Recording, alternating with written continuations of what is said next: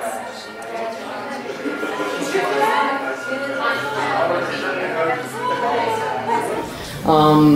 just want to briefly let you know that these seminars started 6 years ago. In fact, 7 years ago. It was born in New York, the idea, as a result of a meeting among directors of Spiritist centers of the entire country. And it was, at the time, the second Spiritist symposium. And we felt the need to start doing these seminars in each state. And Florida was the first state who actually started its own seminar. Nowadays, we have this seminar in many different states in this country, but I am very proud to say that we are the only state that does the seminars only with local speakers. So this is, I'm very happy, and one of the goals of the seminars is really to encourage people to continue to do this work in English, to disseminate Spiritism in English, but also, again, to motivate the groups and encourage people to come to speak, to learn how to disseminate Spiritism in English. And we are seeing the work working, and you know, it's just like, really, for me, an incredible experience to have all of you here, and for the Conscious Living to be hosting the 6th Florida Spiritist Seminar done by the Spiritist Federation of Florida. So I'm going to invite our beloved friend Terry to do our initial prayer. On behalf of all of us here at Conscious Living, welcome to those friends of ours that we haven't seen a little while, and those that come from a long way, thank you for coming. Please bow your head. Kind Heavenly Father, we're thankful for this opportunity for us to be together, for us to hear, and for us to study, and for us to think about the things that our speakers will be presenting to us this evening. Help us to comprehend and to gain the love and the thought that our speakers will give to us. Bless this day, and for those that have traveled, keep them safe on their journey back home. Lead, guide, and direct us, and in Jesus' name we do pray. Amen. Amen. Thank you, Terry. So let's get it started, and we're going to invite our first speaker of this seminar, Mark Hinkel, from the Spiritist Society of Palm Beach, who will be delivering the first talk about reincarnation.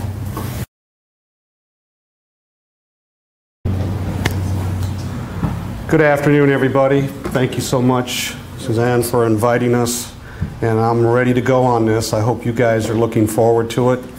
I'm going to get started on this seminar by speaking and talking about reincarnation. Now, let's all stop and think about reincarnation. It is a part of each and every one of us in our spiritual lives. It's a big part of us, and it's something that we continue, as you're going to see from this, from all of our speeches and everything. Now, when I got into reincarnation, I decided that give us a definition of what reincarnation is by one of our dictionaries that we have, and I went through a Webster dictionary. And the definition of reincarnation is the belief that the souls of the dead successfully returns to earth in a new form of body, hence a rebirth of soul in a new as a human body. Now this definition was back in 1960. Spiritism has been running for now 150 some years, so I think even since 1960, the definition has probably changed a little bit due to the science, due to some of the other stuff that we're going to see down the line here. So let's get into this, and let's start from this point. Now, I got into my books and started reading a little bit of all the books that most all of us will have either touched or looked at or are reading right now. So I got into the first book here, and this is from our spiritual book, which is called Our Daily Bread, which is, I think in Portuguese, is Pão Nosso. So it's something, believe me, my Portuguese is terrible, so we'll go from that point. That's why I'm going to try and speak to you in English here, so we'll go from there. Now, the book was interpreted by Chico Xavier from the Spirit Emmanuel, and this is lesson 127, and it's called The Laws of the Returns. And Jesus said, "And come out, those who have done good will rise to live, and those who have done evil will rise to be condemned." Now, this rare passage in the Gospel from the laws of reincarnation appears as clearly as this one here. In the lesson that Jesus presents to us, the researchcation of the condemnation. Now, so reading Jesus' passage here, those who have done good or evil will rise again. There will be a resurrection for all that except those who are good or righteous will have it in a new life. And those that are evil in a new condemnation and must go through their spiritual path again. So each time reincarnation, they will have to either do over their lessons or their progress or go from that point. So good and evil, what do we want to do? We all want to do good because our whole thing in life here is to progress, to get to that point where we're good people and being good. So here God gives us chances to grow each time that we reincarnate. Now, I also got into the Spirits book. Let's find out what Allan Kardec on the Spirits book asked the spirits these questions. On 167, he asked the question, what is the purpose of reincarnation? And the spirits came back and said,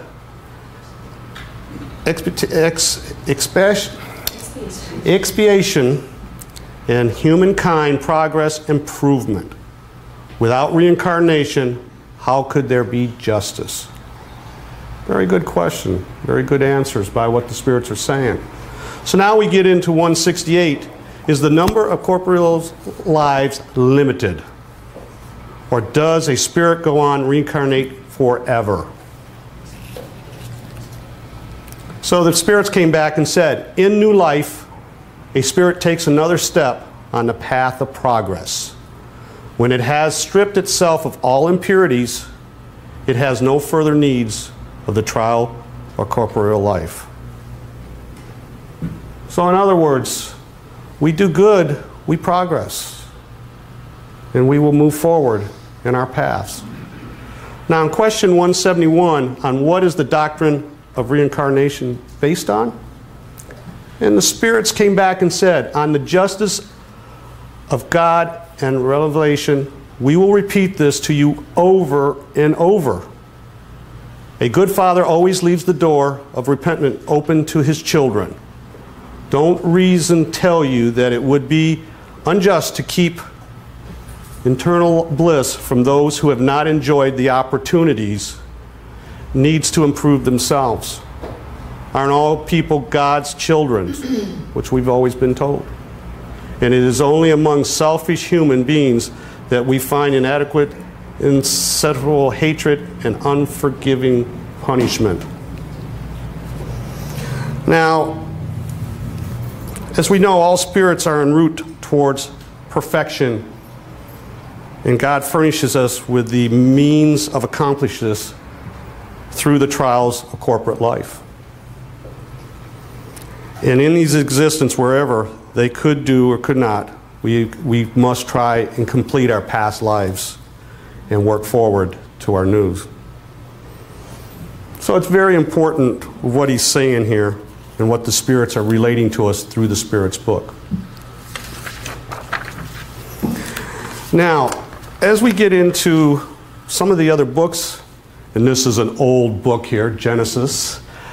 Believe it or not, I couldn't find the newer copy on to put in here so that we could show you what I'm trying to do with these books here is also to show you the books that we also have for sale in the studies here. So this one is an old version of it, and I know it's been redesigned from this point. Your information is going down. Pardon me? I know.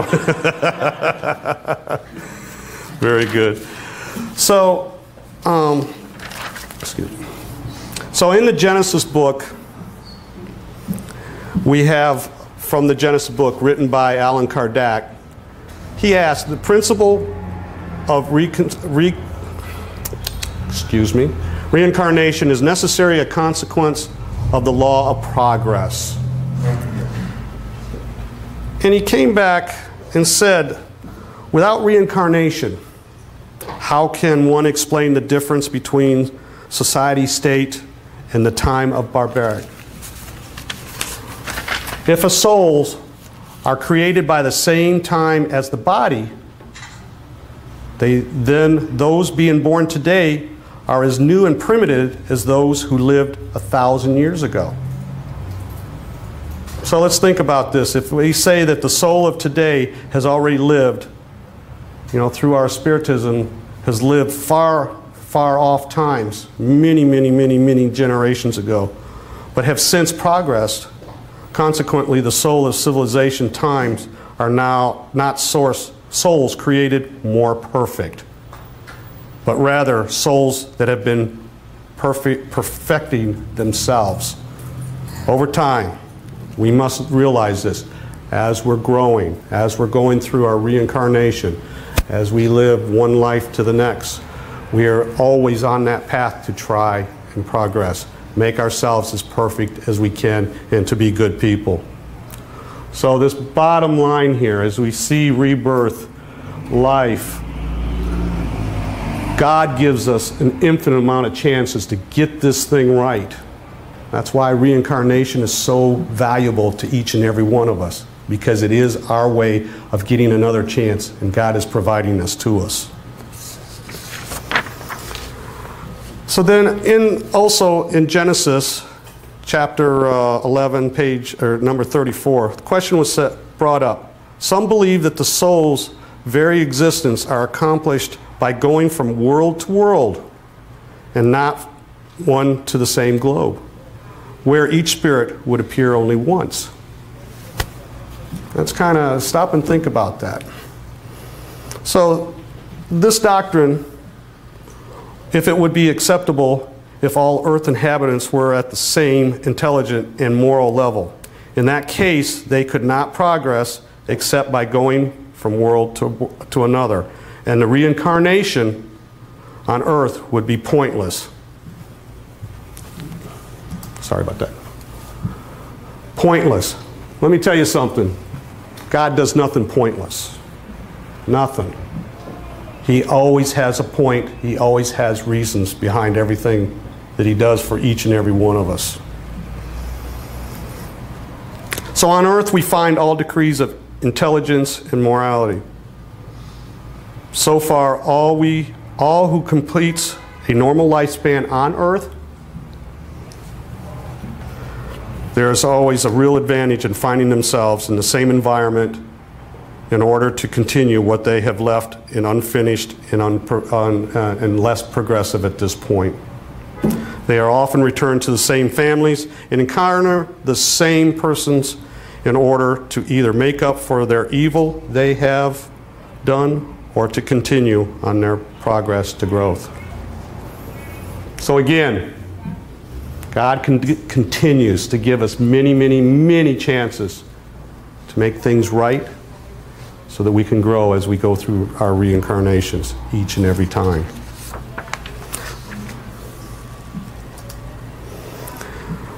So as we're getting into another book, which is a lot of us, we know this book by the Gospel Accordingly to the Spirits.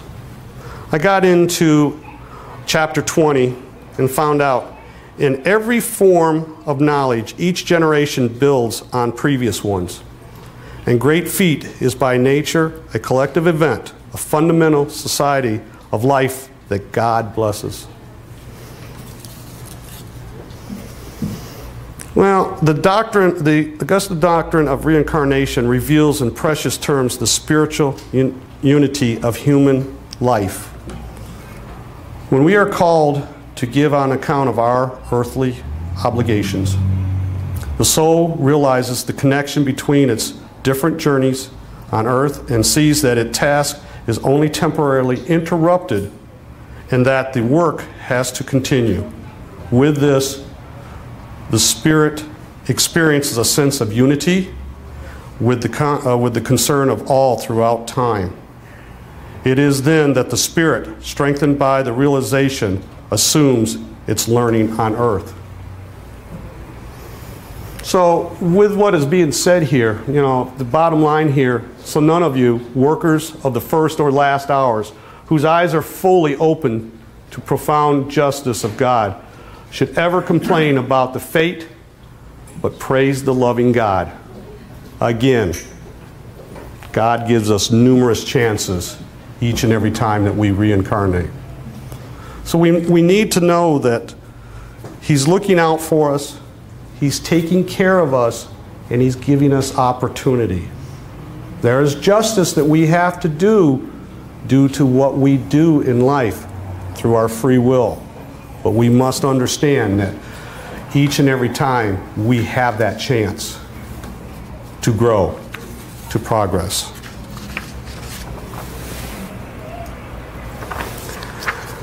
Now, in the book Heaven and Hell by Allan Kardec again, Part 1, Chapter 3, they ask, reincarnation can occur on Earth or on other worlds.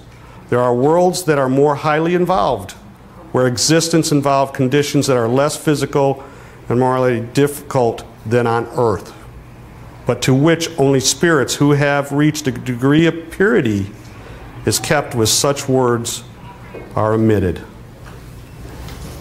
Now, let's think about this, what is said here. So to get to these places, spirits' attributes are proportional to their progress. And as we know, each and every one of us progress at a different rate.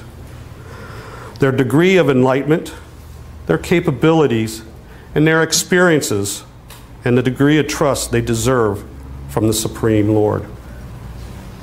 There are no privileges or favorites that are to deprive them from our own merits. Everything is measured and weighed on a scale of justice. So remember, everything that we do each and every day is a free will, is an act of ourselves. You will pay for your goods, you will pay for your bads. But we do have a chance to repent those bads and make things good, to get ourselves to that perfect thing. So God, who is supremely just and good, grants to the spirits as many reincarnations as are necessary to reach the objective perfection. And that is what we try and do each and every day. Again, what are we told to do? Be good. Do good. Try to get to that point where we as spirits are growing and making ourselves a better person. With each new experience, the spirit brings what it has acquired in the previous ones in terms of aptitude, intuitive knowledge, intelligence, and morality. Each existence is through a forward step on the path of progress. And with the helping hand of God, He will lead us and help us and guide us to that point.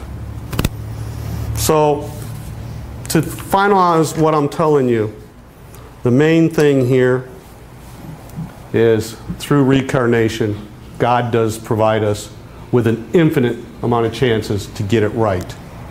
And as us, and each and every one of us, we need to take advantage of that, read our books, talk among us, and learn what God is teaching us each and every day. Thank you.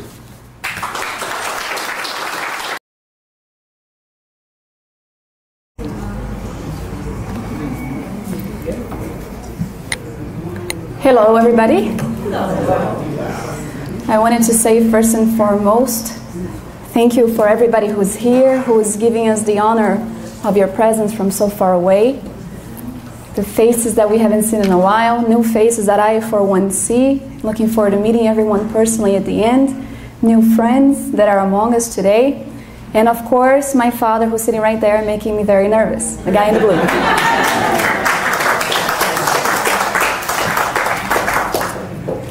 Well, Mark has made my job here very easy, and I wish to thank him. In the Spiritist doctrine, whenever a Brazilian finds a gem in the Americans, in the Spiritist movement, and they start partaking in the activities that we have, we get very proud, and so I'm proud to say that Mark is my American. Without the respect to his wife who's sitting right next to him, and my husband who's right here. On the notes that Mark has brought us, to understand a little bit about the law of cause and effect, which is the next portion. We will have a 10-minute break afterwards to give you guys some breathing room. We wish to continue a little bit on the note of reincarnation before we ease into the aspects of the law of cause and effect. Emmanuel, the benevolent spirit who was Francisco Cândido Xavier's mentor and guide, he wrote in the preface of the book, Action and Reaction, which is by the spirit André Lewis, that reincarnation should be considered a sacred step for the recapitulation of our experiences. And the Spiritist doctrine, reviving the gospel of the Lord, is a bright light on the evolutionary journey, helping us to redevelop our destiny for the construction of true happiness. Now, I found this introduction by Emmanuel in talking about the law of cause and effect outstanding. Because while many people have a notion of the law of cause and effect, some people know it as karma, as something negative, he tells us that through reincarnation, we have the opportunity to recap our experiences. We have in the Spiritist doctrine a guiding light that will facilitate for us to understand the mechanisms of the law of cause and effect and how we can better take an opportunity to give worth to our reincarnation and what we are to take away from it, as Mark stated. But he tells us that it's something that will assist us to redevelop our destiny. Now, when we talk about redeveloping, it's an interesting word if we look at it. What are we redeveloping? What are we regenerating? What are we renewing in our reincarnatory process, in our new reincarnation, in this physical existence that we have? As we learned with Mark, the reincarnation is a process of evolution. We know that. We, immortal beings, and I need to focus on the word immortal. It's one of the attributes of the spirits. We actually have been created in a state of simplicity and unawareness. Some people use the word ignorance as to ignore the laws and being unaware of what they are and how they are applied in our lives. And we are destined to acquire higher level of awareness. Now, just to go back here, just wanted to tell you guys where I got my study basis. We obviously went to the Spirit's book. The book Action and Reaction, which is going to be talked about later on in our seminar. Explore Spiritism website, which is a site that has been created by Daniel and Heather, who are right there, and I thank them a lot. It's a wonderful website. Between Heaven and Earth, the book, and also The Gospel According to Spiritism. So from one life to the other, as Mark explained, we are able to acquire new virtues. We are able to work through the vices that still hold us behind as imperfect beings, which is not a negative factor either. It's a positive one. It means that we are already aware that there are things that we need to work out inside of us that hold us back on a world like the one we live in. And we also understand that while we understand all of this, as spirits who were created simple and unaware, we also have the chance to work on this individuality, what characterizes us as who we are. We die, our physical body dies, but our spirit goes on to the spirit world, where it also has opportunities to learn, to recap, to reevaluate decisions that were made or not made, unfinished business that we came to take care of, and we ignore them, maybe, for whatever reason it might be. But we understand that we stay who we are. The great thing about the Spiritist doctrine is that we understand that since we are given countless opportunities, as our friend emphasized in the beginning of the study, we understand that we are not doomed to suffer for eternity.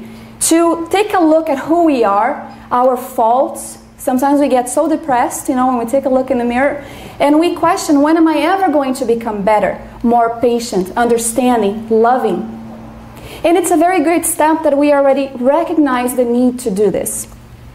And we find that we have deep inside of us, as creatures of an author of these laws, that is all love and compassion, and here I'm talking about God, these seeds that lay dormant inside of us waiting to blossom.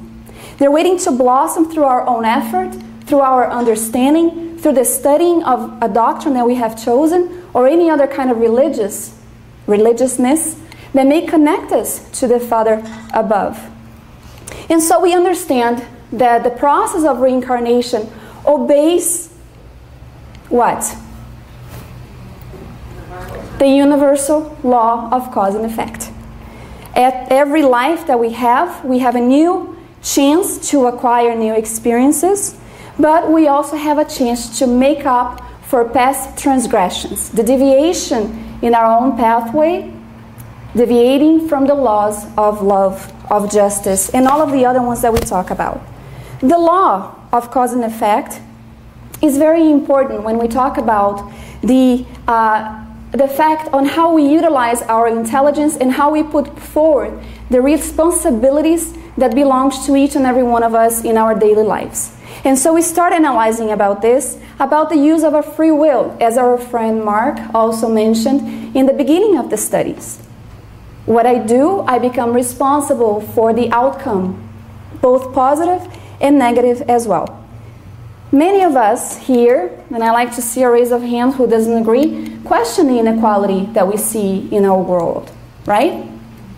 Sometimes we look around, we see babies that are born with physical deformities, while others that are born perfectly chubby, giggly. People that are in deplorable position, in misery, and others that just seem to be swimming in a pool of wealth. Other people just seem to have it all and have a stable life, and others are in complete misery and lack of peace of mind. And so it's only normal that we start questioning about justice, the infallible justice of God that many people don't truly understand yet. And to be honest, most of us have a limited perception of what this is. Even though we study in the Spiritist doctrine, we have to try to understand what they mean. So it's important today that we talk about the law of cause and effect, and we try to understand a little bit about divine justice, which is going to be left entirely for Suzana at the end of the seminar. Yes! If you guys don't get it, it's all her fault. So Mark brought us the notion that our physical existence is a blessing from God, that it's an opportunity for us to readapt ourselves to the mechanisms of this justice that we study about in Spiritism. When we look around, we do question about the infallible justice, especially when grief knocks at our doors and we find ourselves victims of people's actions towards us. What did I do to deserve this? Why do I suffer the way that I do? What is it that I do wrong in a past life that I can't remember that is allowing me to go through this pain and suffering? And if I'm a good person today, why do I have to go through it all? So we question this sometimes. Some of us even become rebellious towards God, not understanding this mechanism of infallible justice that we are going to talk about here today. And some will even go as far as saying when they're victimized, what comes around goes around. And we find that in reaction, the law of cause and effect is not about punishment. It's about love. It's about compassion. It's about new opportunities. It's about possibilities that we have before us to make right, to make things right, as Mark stated for us in the very beginning. Emmanuel, in the very same preface of the book, Action and Reaction, while trying to give us an idea of the modern day's justice system, came to us and told us, sorry, I'll go back to that Spiritism reveals a much broader concept of justice. The individual, us, is not simply subordinate to the criterion adopted by the world's magistrates, who may be seen as skilled surgeons in the treatment of extirpation of social gangrene. He's so poetic, right? What we see in the world, he relates it as social gangrene. Both on and off the earth, the more enlightened the individual, the more responsible he or she becomes, through the shackles of his or her own conscience, for falling into the thorn bushes of guilt. The book is an amazing book, and we invite you to really dive into it, because of course in a half hour the person who's going to be presenting is not going to be able to provide you all the information. There he is holding the book, commission, yeah, it's the state of America. But we try to bring, with what Emmanuel is bringing us here, that he states that what has been written there, and also the works of other spirited authors, emphasizes what Allan Kardec brought us in the Spirit's book, in the Gospel according to Spiritism, in the book Heaven and Hell, Genesis, of course, that it actually is almost like a new idea. The human mind, the humankind, us, evolving and acquiring new intelligence, we seek to understand a little bit more about our lives, the laws that we are subject to. And so he tells us that this is what the works in Spiritism is doing for us.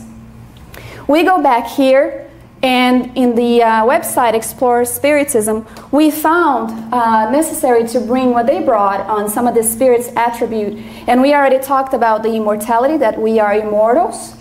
We talked about keeping our individuality, all of our characteristics, our vices, our qualities. We take all of that with us as well. Some of us seem to be so negative. My God, I'm going to die with all of my vices, my imperfections. What about the new things that we have already learned, right? Let's take a look at what we have already learned, what we have already been able to accomplish and finish in this lifetime. And so we keep our individuality. They also bring to our attention the intelligent thought and reason, which plays a huge role where the law of cause and effect is concerned, conscious, free will, a big one, and relative power, that we are going to discuss very quickly as well. And so we hope that in the study group that we have here, we are able to find in our current possibilities, our current positions in family life, in social life, wherever we may be, the situations that we are exposed to bring awareness that nothing is without just cause, that nothing is out of control and out of balance in the universe, that there is an amazing, amazing guide that has been offered to us, as the Spirit's book tells us, someone that we can model ourselves based on, the conduct, the way to act, always bringing about the notion of forgiveness, of being charitable, of loving one another. And we have that in the presence of our Master Jesus Christ. And we are going to find out that indeed we should be very thankful for the current opportunities and possibilities that we have in our hands right now. And also understand that of course everything that we do will bring about a consequence, whether it's negative or positive. And there is nobody else to blame, not God, not Abraham, not Jean, who's filming me right now, and I'll torn the tape, but ourselves. We are going to find that the divine justice, the law of cause and effect, is an empowering one. What can I do to draw out a better future for myself? The pathway that I draw for me to walk on. Do I wish to walk while I have the light, as our Master instructed us, walk while you have the light? Or do we wish to make opposite decisions and deviate from the path, giving into every pleasure that we wish to give in? Since this life is temporary, I can do it tomorrow. In essence, we should say, do today what you don't need to leave for tomorrow, right? Everybody says that all the time. So the law of cause and effect is to be seen as a driving force that allows us to readjust itself, allow us to readjust ourselves in the spiritual progress. And this is where the infallible law of love and justice comes in, and we start having a little bit of an understanding. But at least we start feeling like God is truly taking care of us and giving us every resource that we need in order to progress and in order to evolve. We keep mentioning the loss. Loss, right? Some people are like, my God, what is she talking about? Is she talking about human laws? Is she talking about God's law? We're talking about natural laws, divine laws, as some will call. And we will find this on question 614, where Kardec himself asked the benevolent spirits, what is meant by natural law? And so the spirits answered Kardec that the natural law is the law of God.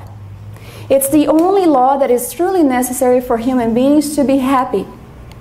It shows them what they should or should not do, and they only suffer misfortune when they depart from it. Later on, Heather's going to talk about the causes of our suffering. So, of course, we are going to leave that for her. Yes, made it even more easy for me here. So he's basically saying that natural law, divine law, is comprised of the unchanging, eternal laws that govern the universe. Now, I love the third part of the Spirit's book that deals with the moral laws. Because if they are unchanging, God himself, it's one of the attributes of God. He's unique, he's immutable, he doesn't change. He doesn't go, oh, today Pricilla looks really cute and she's doing well, I'm going to punish Andréia for not doing what she's supposed to do. No, his laws are for all of us. It doesn't matter what kind of spiritual level of awareness we are in. But our perception of the law changes. As we adapt and we readapt and we grow and we evolve and we become enlightened, our understanding of the law changes. Whether we are in a world of trials and expiations or tribulations, as we call our planet Earth, or whether we are in a regenerated world, yes, we're all going there, good. We are going to have a different perception of the law, and it doesn't mean that the law has changed. And this brings about a very comforting notion for us, because everything in our lives has a purpose and an objective. Whether we are suffering for something that we may have caused in the past or in this life, right? How many times have we made mistakes and we suffer the consequences and we learn from it? Divaldo Franco always says it's okay to make a mistake, but it's ignorance to stay in it. So we make a proactive movement not to do it again or not to stay in the error that we are committing, but rather move away from it, which was what Christ always invited us to do every time he helped a sick soul. He would say, go and don't sin anymore. The word he used, sin, can be understood as missing the mark. Not mark was right there, you know, missing the mark. You guys get that, right? So we see that these laws, much like his author, are unchangeable.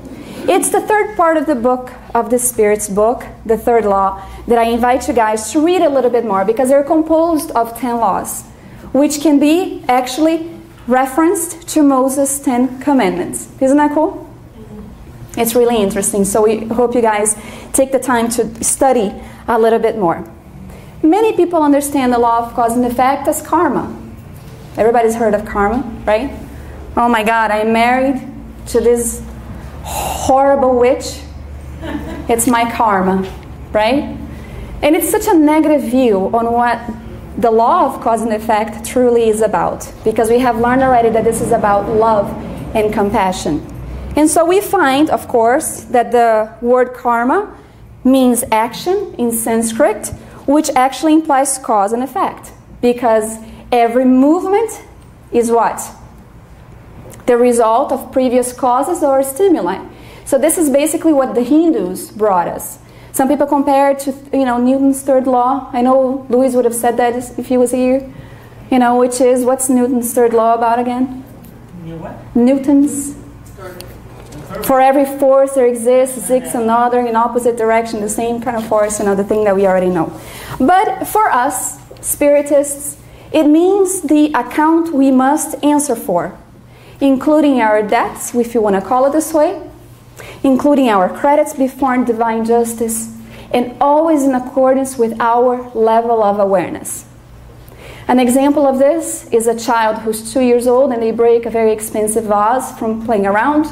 they don't know any better. And then you have your 16-year-old son who is reckless playing football in the house, and they break the vase. They already knew that it was an area to play in. So it's always in accordance with how much we already know. We will be held responsible in higher or lower degree based on how much awareness we have already acquired.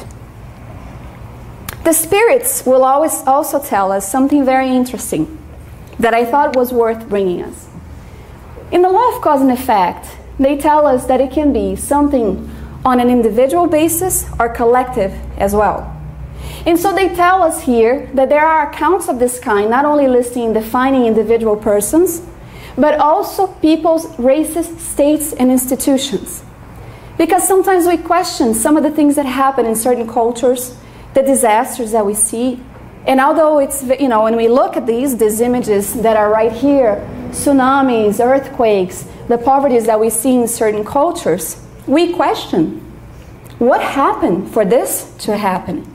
If there's a balancing force in a universe where everything's supposed to be made right, what is wrong, right? We question this as well. So Divaldo Franco stated on an interview that humanity has shed its share of tears at the hands of religious intolerance, arbitrary politics, corrupt government officials, and dishonest businessmen who also played a part in the desecration of the masses.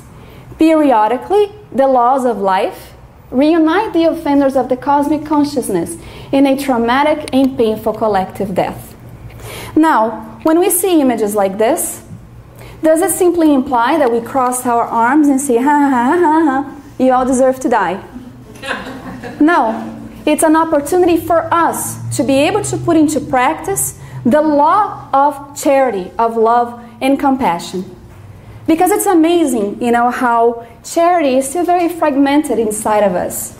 It's a huge potentiality that we have inside of us, that we become charitable at all times. And when we talk about charity, we talk about patience, we talk about understanding. It's not just about material charity, but it's how we deal with one another. In time of crisis, it's amazing. It's like a little light goes on. I call myself Firefly, Sometimes a little light comes on, goes off, on, off. It's normal. It's the process that we are going through, developing this inside of us, making it in the future our true essence and nature. Like Christ, he was always compassion and charity at all times. And so it's an opportunity for the rest of us who are in better positions to take a look at the ones who are suffering, not necessarily in the major disasters, but actually right next to us. There's also always an opportunity for us to be making use of our time, which we're going to talk about as well, as far as the law of cause and effect is concerned.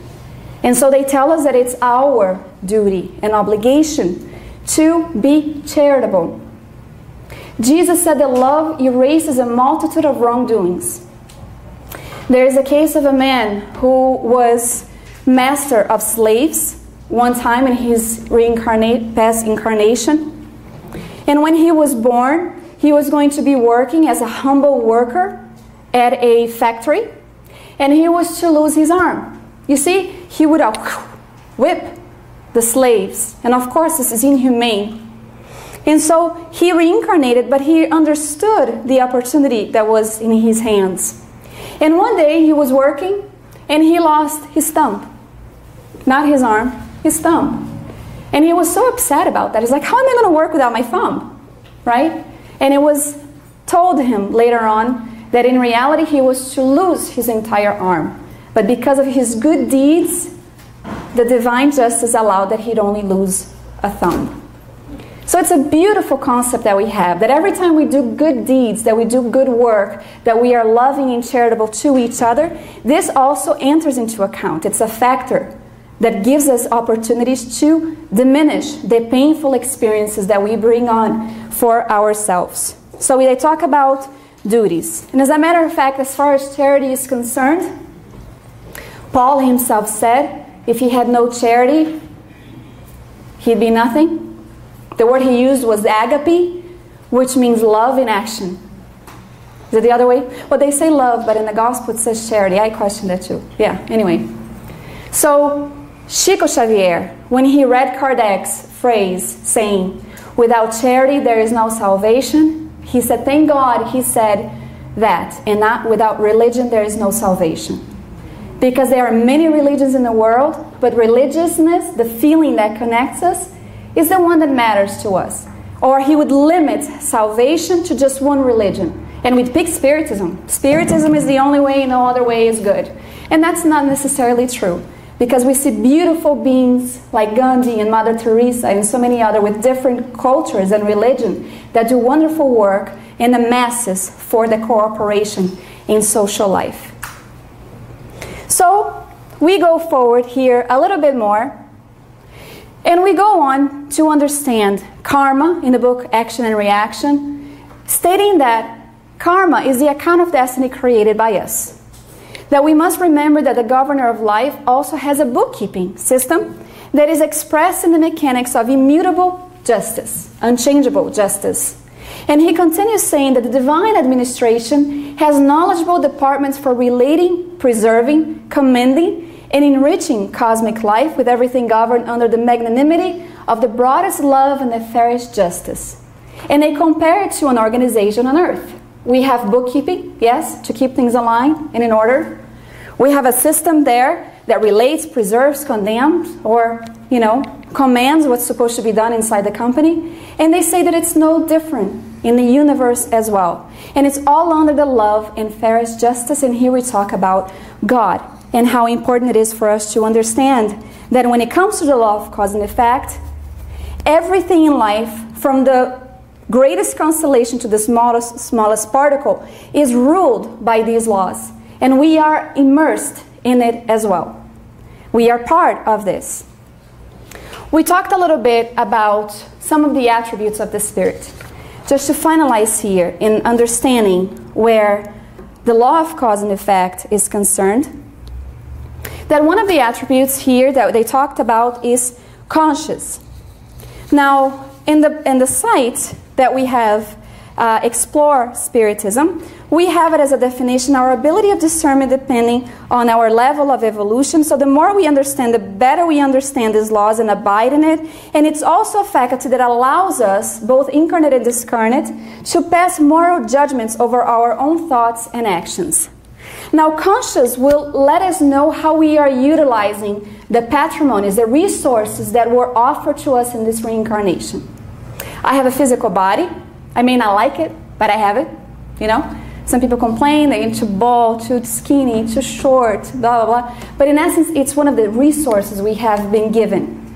Our conscience will tell us when we are not doing something good to our physical bodies.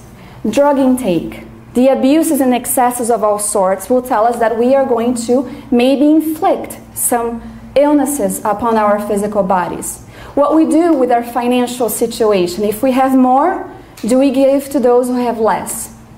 So they tell us that the God's laws are written inside our conscience. And it's true, because sometimes when we're doing something wrong, we're like, there's like the little feeling inside for us that have already acquired this awareness that we shouldn't be doing wrong, that we should be doing right. And so this is something that they talk about here. And of course, this broadens as we become more aware of the laws. André Lewis will talk to us about the other attribute of free will, where he tells us that we are free to develop, to cultivate, and to perfect our tendencies, but that we must abide by the statutes of the eternal good, whose articles and clauses state that the guarantees of our own well-being are based and maintained on the goodness for all and the selfless assistance to others. So free will here is another one very important. And just to break up here, there is a guardian angel saying free will. Are you sure? You think they have structure for that? So we question that too. Free will refers to the ability of a spirit to follow the path that it creates for itself, making its own decisions and choosing its own acts. So we have the freedom, not absolute, meaning everything that we do will have a repercussion, good or bad. So they talk here about the need to understand our free will and also the responsibility that comes from our actions, positive or negative, even to those who are around us. And just to sum up today's study, especially where God's justice is concerned, we need to remember that God does not create us unequally, nor does he treat us any differently after creation. I may have evolved a little faster than others by my efforts, but that does not put me in a quality or a category that is better than anyone else. When we look up at people that we admire, they've been where we have been, and that's another reason why we should admire them. It's because they offer us as a guideline to what we want to be and accomplish in our own lifetime. There is no favoritism, and His love is infinite and it's for all, just like the Son is for all of us. And so just to sum up and finish, because God is so good, He allows for free sowing, but since He's also infinitely just, we must reap what we sow.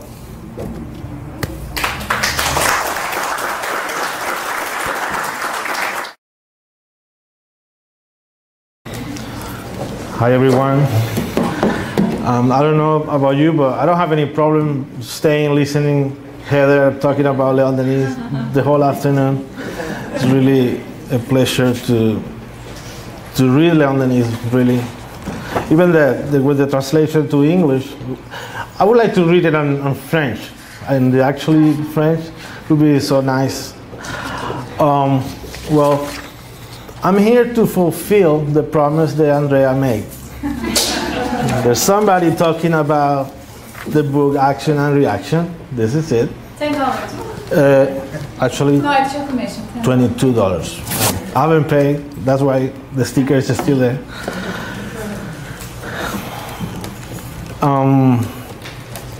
Let's keep this here. And I have a challenge.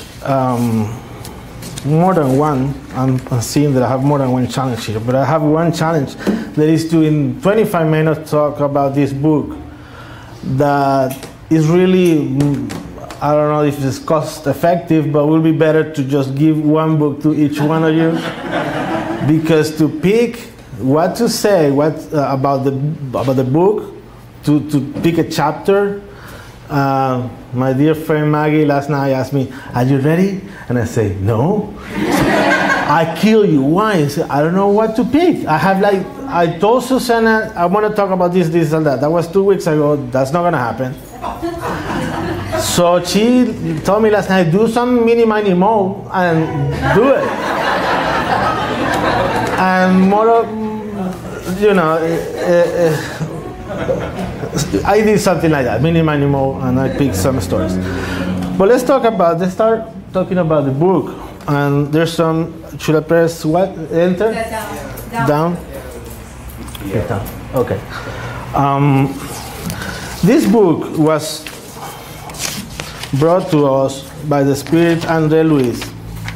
And it's the 7th book of what we call the André Luis series. In 1956, we know that the first book brought by André Luis was in 1944, Non Solar. That was the first book that gave us information about the spiritual world. So what happens when we go to the other side? And if we read the story about Non Solar, we will find that André Luis's spirit started dictating the book to Chico, and then a few days later they stopped, and Chico was, you know, what's going on? Why he's not coming anymore? And Emmanuel told him, there's some problems with this work. We need to make some decisions, so it's going to take a while, but we come back with an answer. So that a few weeks passed, and then Emmanuel came back and said, there's some spirits worried about the effect that this book will have on you, on us, on the incarnated population. So they are afraid of what André Luis is going to say.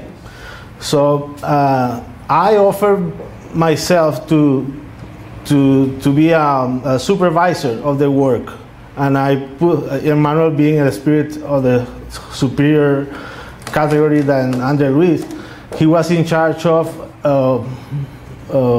supervising the work. So with that condition, André Luis started or continued dictating the book Non Solar and all the other books. So action and reaction is the number 7. And on this book, André Luis narrates the experiences and teaching of his visit to the Mansion of Peace. The Mansion of Peace is a little, let's say, a village where it's an institution in the lower zones of the spiritual world, where spirits just coming out of the flesh, and with disturbances and different situations, they go there to be attended. This lower zone, also known as umbral or threshold, and if we use a word from the Catholic tradition, we can call it purgatory. It is explained the Mansion of Peace is under the jurisdiction of No Solar, but smaller in size and open to certain kinds of spirits. The spirits that come to this Mansion of Peace, they're not ready to go to No Solar. They're in a worse condition. They are not ready to do many of the work that we have to do after we disincarnate. What I'm doing.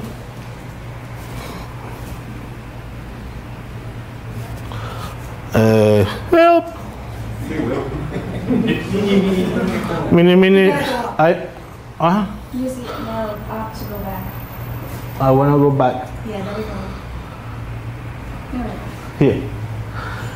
In the words of Emmanuel, he says, our friend has revealed a small piece of the lower zones to which the guilty conscience goes after physical death. This book was written to emphasize the fact that the principles codified by Allan Kardec have opened up a new era for the human mind, compelling it to examine and readjust itself to the pathways traced out by Jesus for the true progress of the soul. When this book comes out, they're celebrating the 100 years of the Spirit's book. It was in 1857. So Emmanuel says that this book is, when he says our friend, meaning André Luis, is part of the corroboration of Kardec's work, is a continuation or as we call it, complementary books that we receive from the spiritual world. No. Oh. You gotta go down to the forward. Yes, there you go. Okay. I use the word characters, but not really characters. They're people. They're not like cartoons. They're really they exist, and I hope they forgive me for using the main characters of this piece. Is André Luis, like we know, is a visitor from No Solar. Hilario is his friend that comes also from No Solar, and they meet there in the Mansion of Peace as Silas, who is the assistant director, and Druso, who is the director of the Mansion of Peace.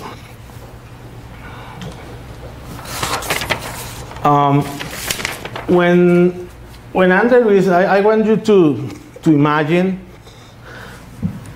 In reality, this is not a really good book to imagine what you're reading. You need to keep some distance so from what you're reading. But I want you to imagine that André Luis and his friend Hilario go down in the zones where the suffering is not like I have a headache or suffering that I don't know my meaning in life or something like that. It's suffering to an extreme that we don't have words to describe. So André Luis and Hilario go to this place to study for 3 years how they treat these spirits, how is the process to help so many spirits that are in that going through that difficulties after they leave Earth. So they get there, they meet the staff, and there's a meeting that usually, it's not because André Luis is coming, they usually do that meeting, and it's about 200 people, 200 patients with the staff. And the director, Druso, like we're doing here, a group of friends, she start talking, giving ideas, giving like food for thought to the people, And I want you to enjoy also. Let's say, I don't think we are too far from being patients. So let's be those patients listening to Druso, telling us this information. And every one of you think, when we read, try to find there, what is it there to me? What is it there for me?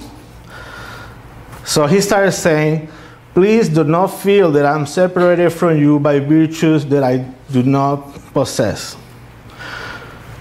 To speak well and easily is very often a thorny duty in our mouth, forcing us into meditation and discipline. I too am here as a fellow spirit waiting to go back. That is because the objective of life works in us and with us in every way possible to guide us to perfection. If we curtail its impetus, we act contrary to the law and create affliction and suffering for ourselves. We owe our fate to no one but ourselves. Anyone? So he continues. Oh my God. I'm gonna get it. Before I finish, I'm gonna get it. Keep focused, don't laugh. No one can move ahead without clearing the depths they contracted. How can we walk the path of the angels with our feet shackled to the earth, where humans accuse us of wrongdoing, thereby immersing our memory in the darkness? The divine law is founded on inexorable justice and applies equally to everybody. Somebody here that this doesn't apply to?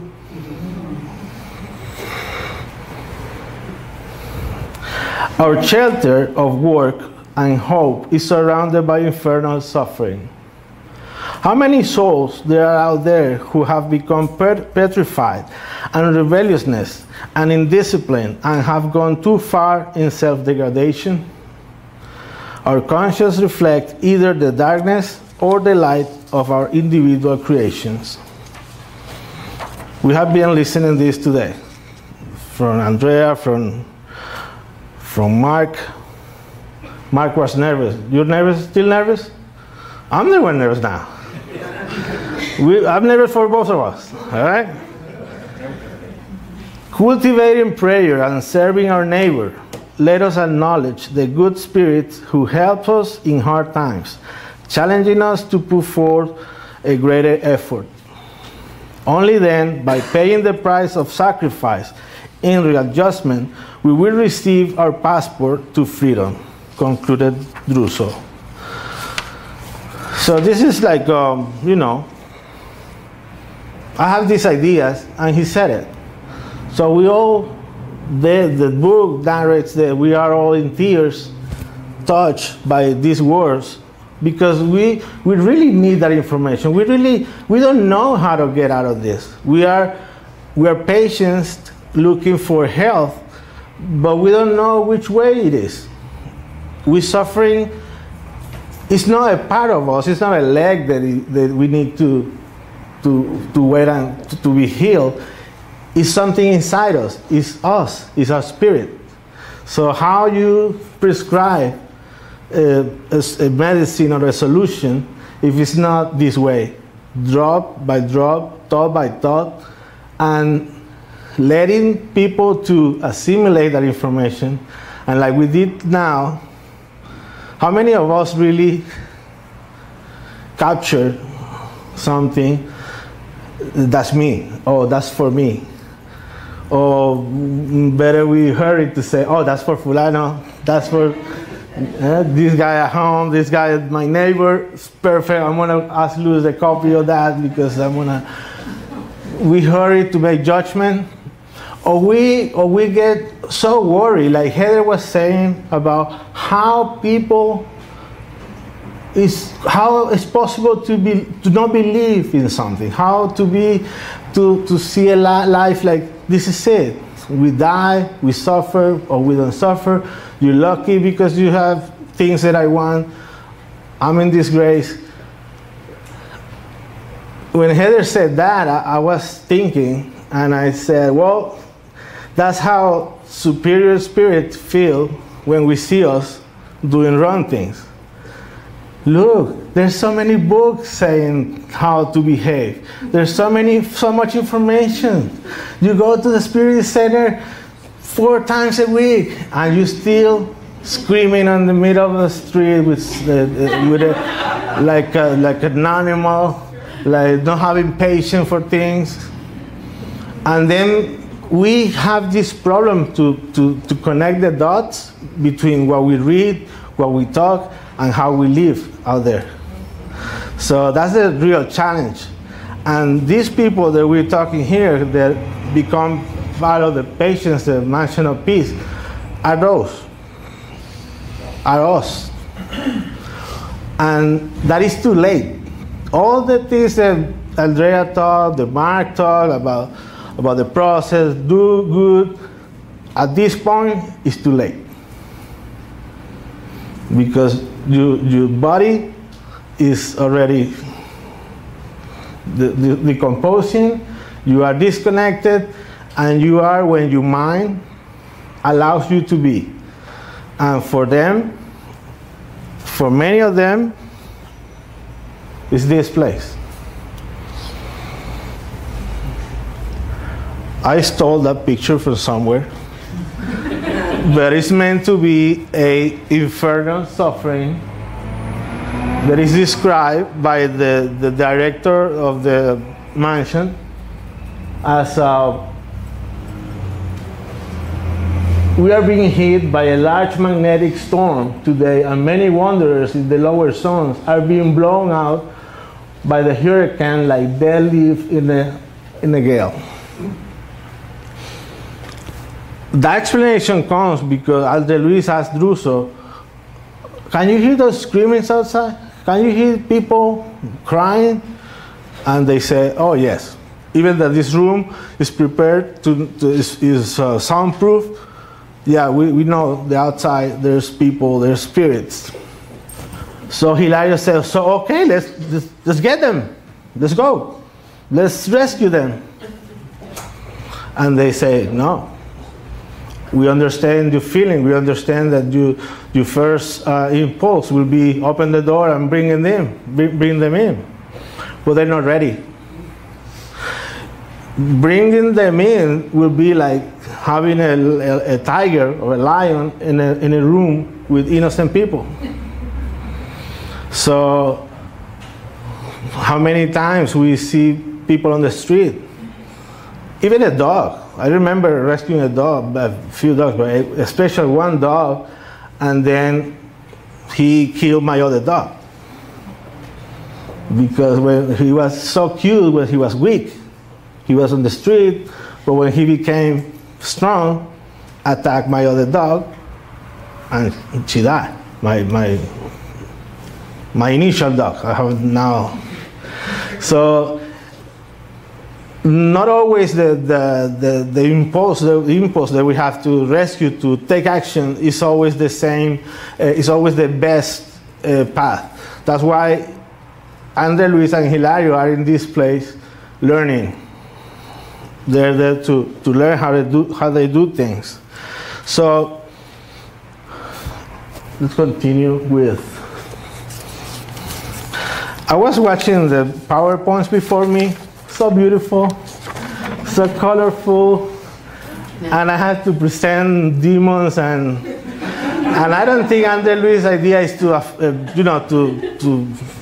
to spray, to create fear, but it's a reality. When we say we come to the Spiritist, we say hell doesn't exist. Oh, great. Then we start studying and say because in the lower zones they suffer. Whoa. This looks like a hell. Well, yeah, then you go from hell to no hell, from kind of hell.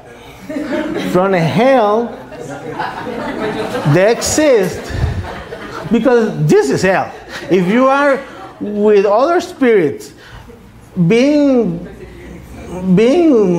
dragged by wings and biting each other and screaming at each other for until your mind, I don't know, sets something and somebody rescue you, you're in hell. No matter what the books say. So let's say, yes, there is a hell. That we go there because our minds attract that kind of environment, and only depends of our state of mind to not visit that place. So we are being warned that if we go there, it's because we decided to go all the way wrong. Let's see what Druso says. Souls who wander like that after the grave are those who have no worthy principle in which to take moral shelter. Let me stop here to tell you first. He answered this because André Luis says, well, maybe they are in that situation because they didn't know. Maybe they're our natives, the aborigines, the people who they don't know how to read, they didn't read Kardec, they don't know. That's why they're here. And then he said, no. Those are, then he answered, souls who wander like that after the grave are those who have no worthy principle in which to take moral shelter. On the inside, they are agitated and dark as the storm itself. Because of the cruel thoughts they nourish, they hate and destroy, they bite and wound. Not nice. They're not nice. Keep them out. We say, no, can't be that bad. Really? There's people that bad? Look at the news. Look at 7 News. And this is America. This is a civilized community, and we still see things that we couldn't imagine. So, yes, it's part of the free will to stay doing bad, to stay denying change, and then so temporary could be 1,000 years. They're going to be in that situation. Only those conscious that committed deliberate crimes, thereby turning off the light of their inner equilibrium, commingle in the dense darkness out there. When the fever of insanity and rebelliousness is over, the guilty spirit turns to remorse and penitence. It calms down. So that's the process. It's not eternal. And that's the difference when the original information that we have about hell. Oh, you're doing bad, you're going to be in hell forever. No, it's not forever. It's temporary. It will look like forever if you keep doing the wrong things. So, you feel better now? How you feel? Anybody remembers? Anybody remembers being... You got pictures in your Facebook? I haven't seen any of these places. Gonna call Heather back. How much more? I invented my own chapters. I just got information from the book. How much more is related to all person who comes to Druso in this meeting? We're still in the meeting with the 200 patients. And he said, I'm tired of working in these harsh conditions. I've been bringing crazy and rebellious patients to this asylum for 20 years now. When I will get my new body so that I can rest in the forgetfulness of the flesh near my loved ones? What do you think about that? Think he's ready? By the way, the director of the place is been there for 50 years, and he's complaining for 20. So this person, this spirit, he's wanting to come with a new body to forget and to enjoy with loved ones. It's like a vacation, and we here we want to die to rest, right? So he's on the other side, wanting to be born to rest. So who's right? We don't know. The director looked at him and said, "Don't give up, my son." And somebody starts saying that, look, it's not good what he's going to say. "Don't give up, my son. Be comforted. We too have been bound to this place for many years." 50, we said. "Let's continue to serve with joy. The day of change will be determined by the Lord." With sad eyes, the old man became silent. While he was in front of the director, then he probably talked. So we read these stories. There's so many spirits helping in No Solar and other villages and communities. And like everybody else, anybody else, it's just not everyone is with the heart. Some people is, look, this is the right thing, I have to do it, but I would like to not be here. And that's fine. That's the beginning. Centro today again. I've been going to the center, Spiritist Center 5 days a week.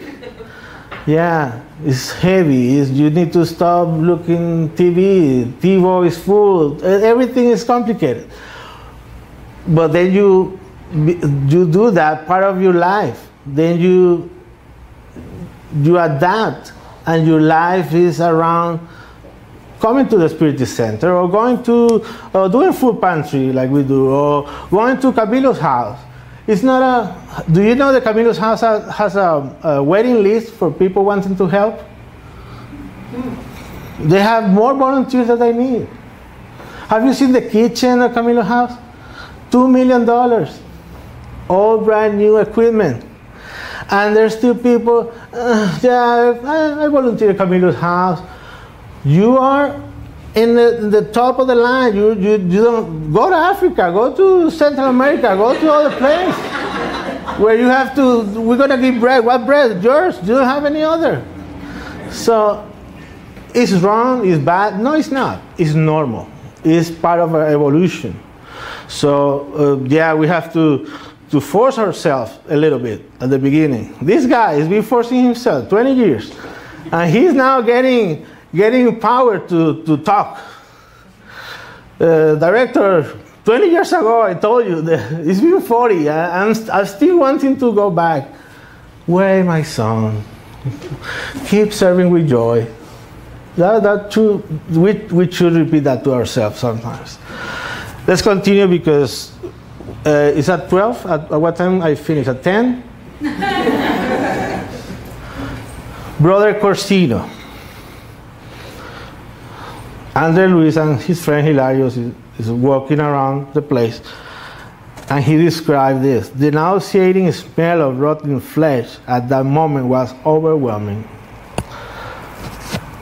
Silas, the assistant director, everybody noticed the smell, and said, "Oh, this is Brother Corsino.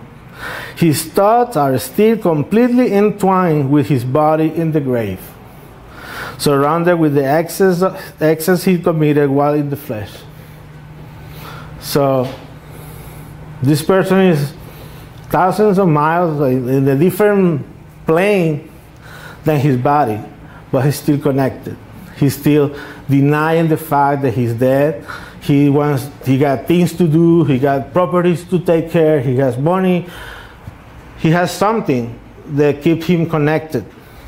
And he's just suffering. He actually is connected. He's suffering the decomposition. That's why when we talk about cremation, whoa, what about if I feel too late? You feel it, you feel it. No, they need to wait at least 10 days. People throwing days now, like my wife told me at least 5 days. Well, the law says 3. No, 1 more. But there is this fear. How we are going to react when we realize that we're dead? If we suffer a long, illness, I think it will be easier. You're in the. But if you are in the surgery for cosmetic surgery and go down because of the anesthesia and wake up and say, oh, they tell me I got another room. No, you're in another plane. You're already dead. The surgery, let me tell you, went wrong. So how you deal with that? Will you say, oh, okay, oh, I lost my body, oh, all right, okay. No, you will be, crazy, like, how's this? I want to sue you. Oh, you're going to sue that. Let's continue, please. Plane crash. All these collective trials, and every time that something massive happens, the Spiritists, we sense that we need to talk, that we need to explain. When Chico was asked about something about collective trials, a plane or something that happened, he answered, every day people die. They die in different places. 20 in this hospital, 20 in this other place, 2 on the street. If you put together in a day, millions of people die. We don't get that, crazy because we don't know. We don't put together the numbers. So dying by yourself on the street or dying in a collective situation is not really a big deal, like we think it is.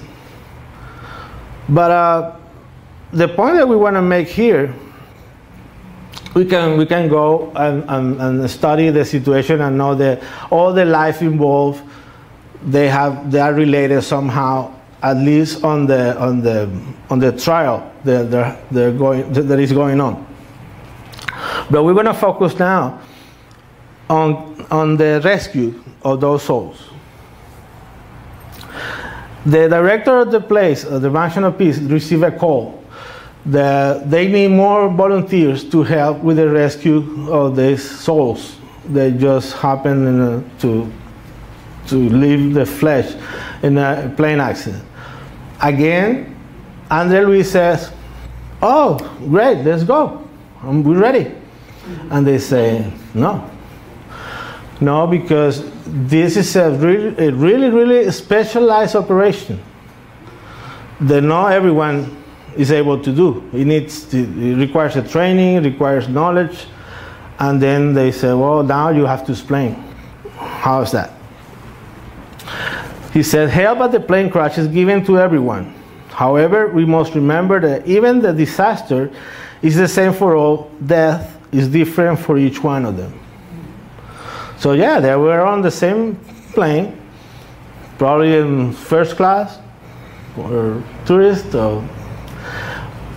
But the way the plane went down is the same, but how they react, how their souls behave in front of this situation is different. And the rescue is going to be available for everyone, but with certain differences. And the differences are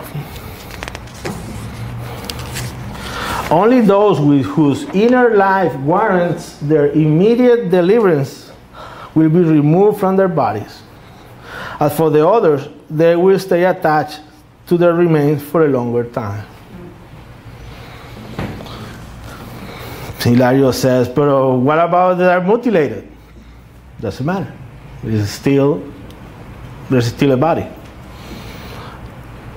So for how long? I can imagine the anguish.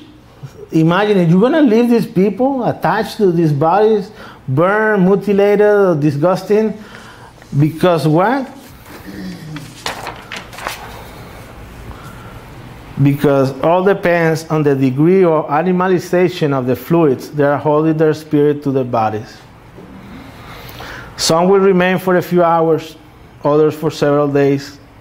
Who knows? So that question about the cremation, how long I'm going to be attached to my body, nobody knows. Only probably ourselves can really get to make a decision. A lifeless body doesn't always mean that the soul has been set free. The kind of life we nourish in the physical realm determines the true condition of our death. I don't think this is a problem for us Spiritists. We are already dealing with Emmanuel, Andréia, Luis. I have a problem with my car, and I call a friend. The transmission was sleeping, and said, so it was fluid. It was missing some fluid. And he told me, you Spiritists want to know everything about the other world and don't pay attention to these little things, like taking care of your car. So we want to know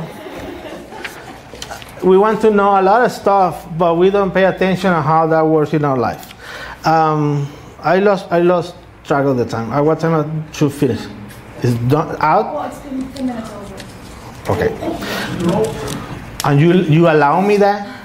It's been great. Where were you? Okay. I'm gonna just invite you to get the book. Yeah.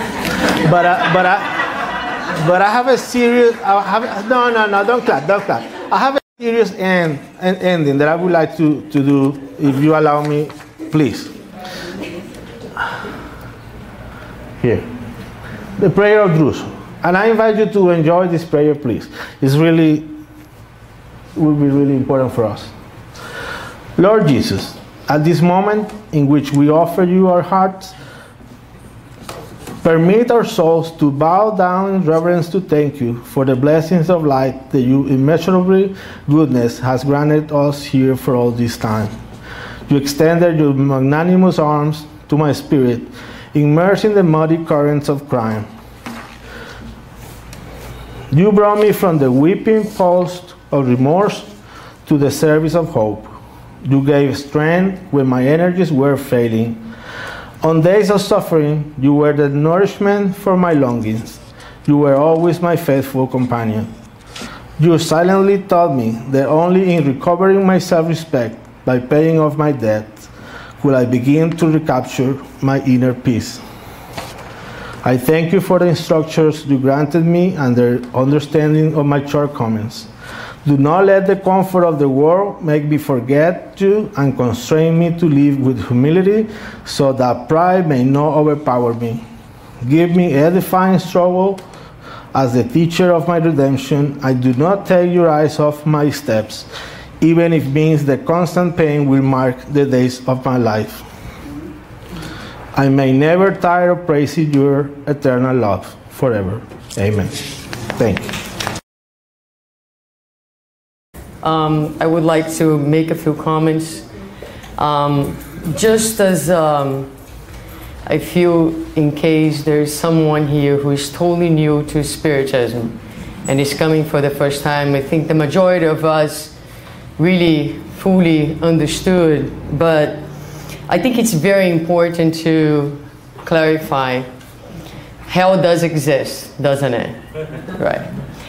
And it resides inside of our minds. I mean, we can be right here and be alive and experiencing pure hell, right?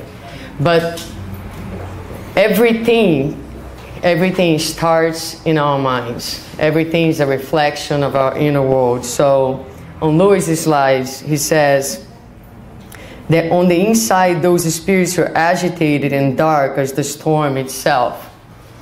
And so it is our minds that are constructing these places. They are not real.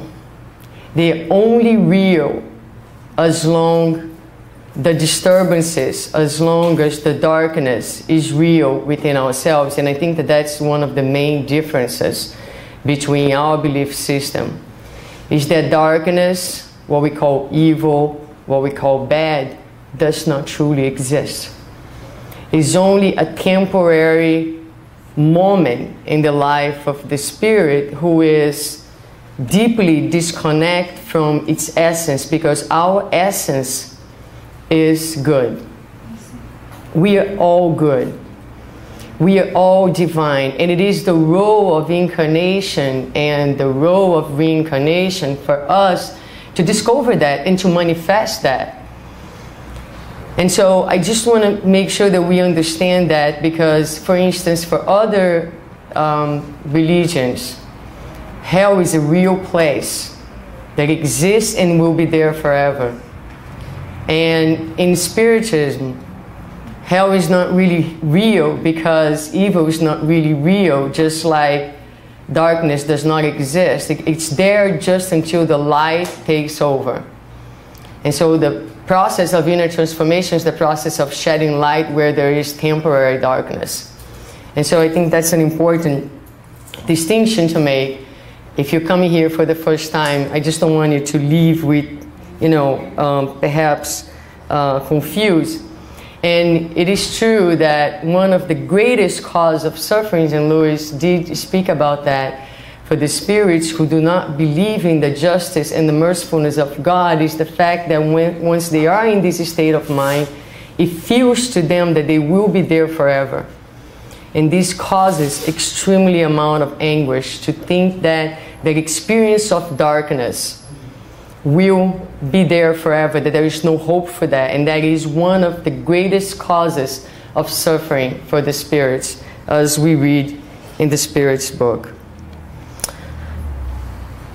And last but not least, again, just clarifying the point that he very well made about the attachment to the body and about the rescue.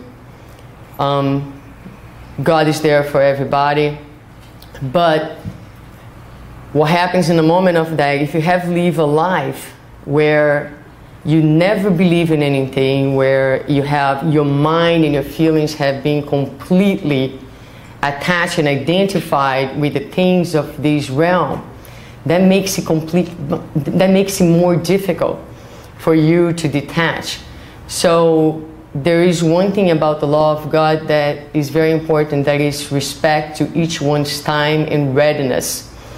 And a lot of times, that time of suffering or of struggle is a time that's necessary for the awakening, as was said by many of you, of the awareness of what is real.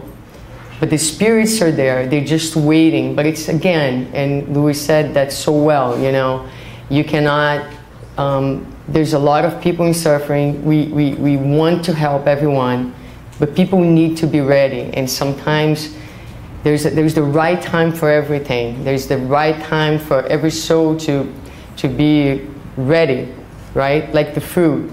And so the spirits are very knowledgeable in understanding this process and allowing time to work in the soul.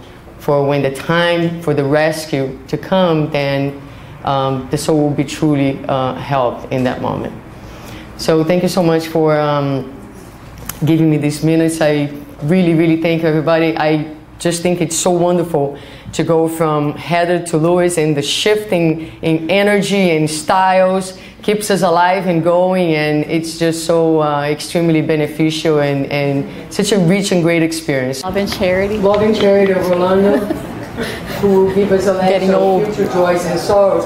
At this part, the first part of the seminar, look into the laws, reincarnation, law of cause effect, the rule of suffering, and now we're going to look a little bit into what the future is going to look like with Priscilla's lecture, and then a lecture followed by Luis that's going to tell us about some cases of the afterlife.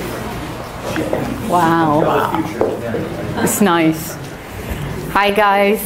First, before I start, I'd like to thank the Spiritist Federation of Florida for the invitation of speaking here today, for the opportunity to serve. Thank you so much. So we're going to talk about joys and sorrows. Oh, where is it? In some point in our lives and throughout the whole history of humanity, we have asked these questions. And these questions are, where are we going after we die? Are we going to be better or worse than we are now? Who are we going to be after we die? Will everything end? Well, by now, hopefully you have an idea already what is going to happen. But it is my duty to explain to you in a little, give you more details about the afterlife. So I brought you this because many people have this idea.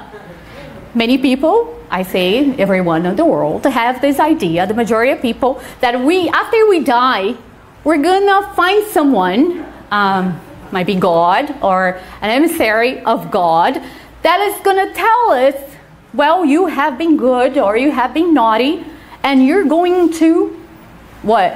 Where you go if you're good? Heaven for eternity. And if you have been bad, you go to hell, right, Louis? No, not to eternity, and it's not like it is. We're going to explain hell a little bit better.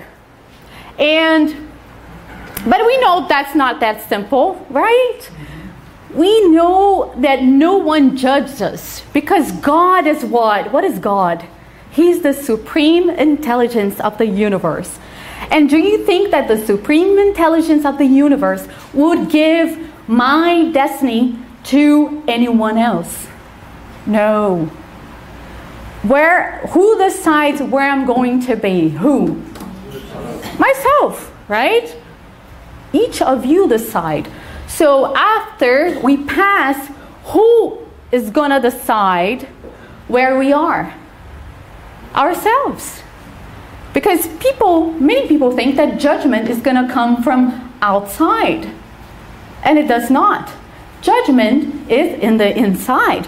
Remember when Andréia showed us that slide that told us that the question 621 in the Spirit's book that says that all the laws of the universe, all the natural laws, the laws of God are in our where? Conscious. Exactly. Good. You guys are paying attention. So if they are in my conscious, so my conscious, after I pass, is going to tell me in which point of evolution I am. No one is going to tell me, right? Not St. Peter, like this sketch here. And then these are not as good as the pictures that Louise brought, not as scary. But then we have this idea of heaven with all these angels and no one's doing anything, right? Boring. And then hell, hot, but not Florida hot. I mean, very hot, more. If you're complaining here, then this is much worse. But so, what happens then after we pass? What happens when we see the surgery table from above and you're like, I don't supposed to see the doctor's head, do I? He's bald. No, you're not there anymore. So the spirits, they told us what we are like when we pass. They gave us this metaphor. Spirit's book, question 975. A spirit, one errant. What is an errant spirit? One that is not, where? Incarnated. Good job. Embraces on the one hand all his past existence at a glance. On the other hand, he foresees the future promised to him and comprehends what he lacks for its attainment.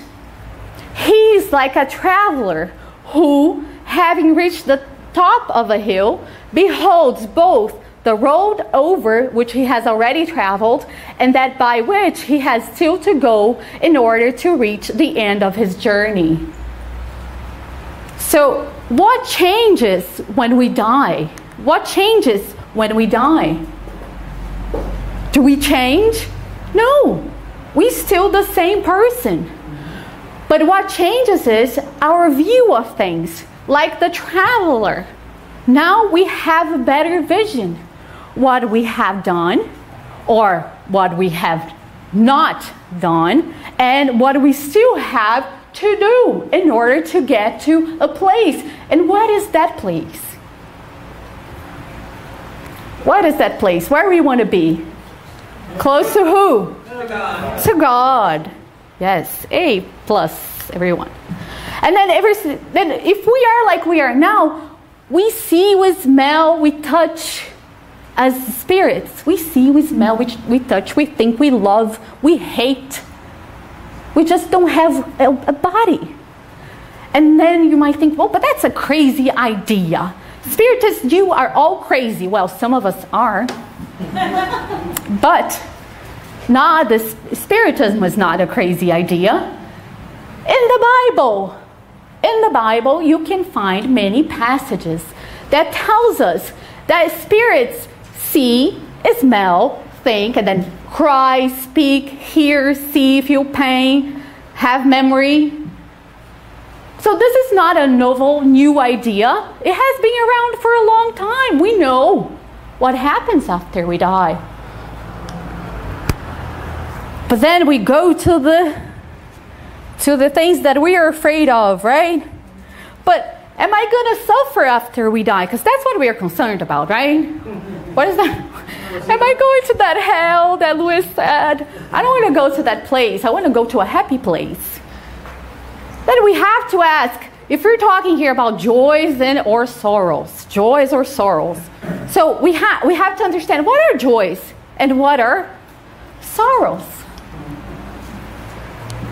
And I brought you this picture because there are the laws of God, and they are made up so if we get off the path, like Heather explained to us, what do we feel?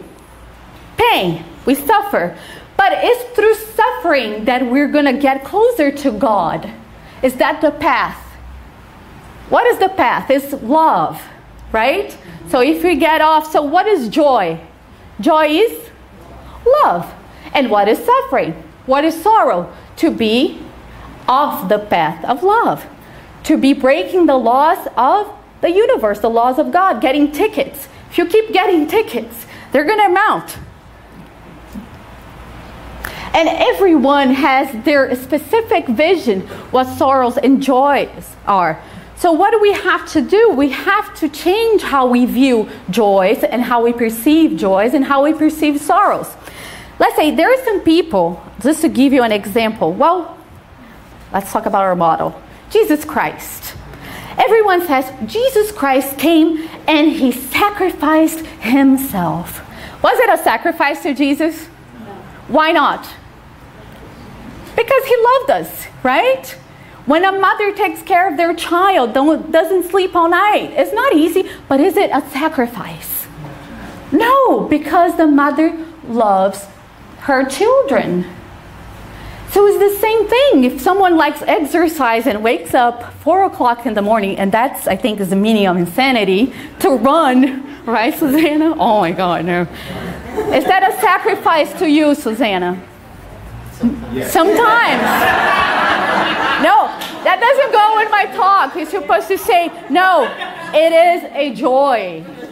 Wrong answer. Please help me out here. No. So it depends. So we have to change the way we live things, experience things, perceive things. Like when Luis was saying the helper, the mentor said, well, let's continue. When the guy was upset about the 20 years serving, he says, let's continue serving with what? Joy. So what was joy? Serving. So is serving to you today a joy? Or you have to force yourself? Is it still a sacrifice?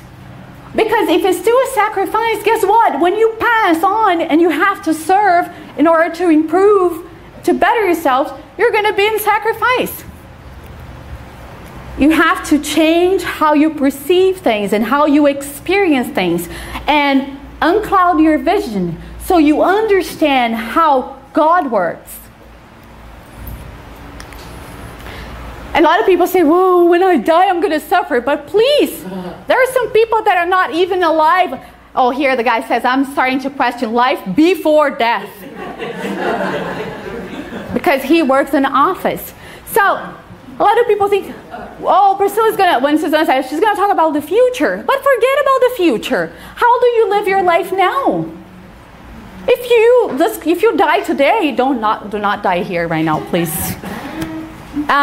What is gonna happen? You're gonna continue being the same as you are. So when you have to make your heaven, when? Right now. You don't have to wait for the afterlife, because whatever you're experiencing now, it is what you're going to experience later. So do not be afraid. Do not be afraid.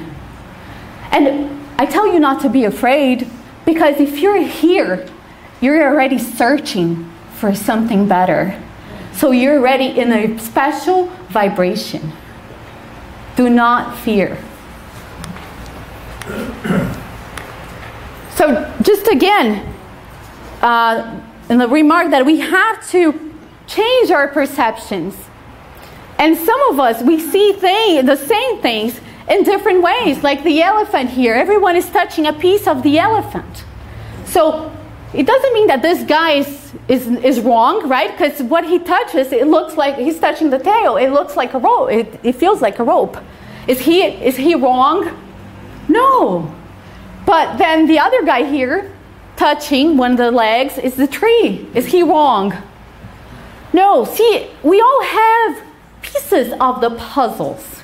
That's why we need the law of what? One of the laws of God.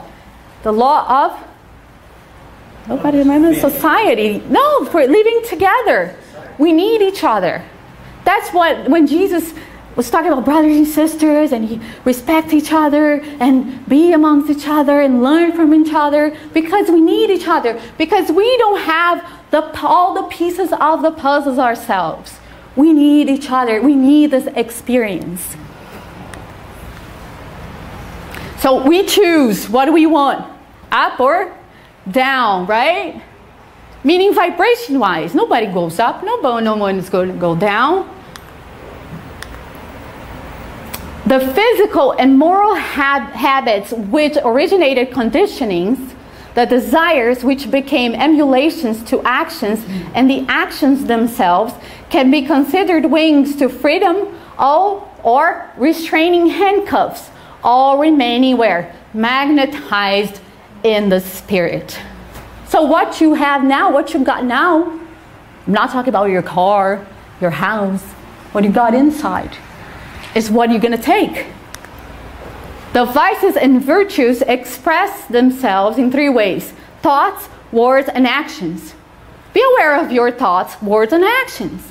Depending on one's harvests, vices or virtues, the spirit will awake with those impressions that they had when she or he was alive. And we know that the spirit is not either a she or a he. We are what?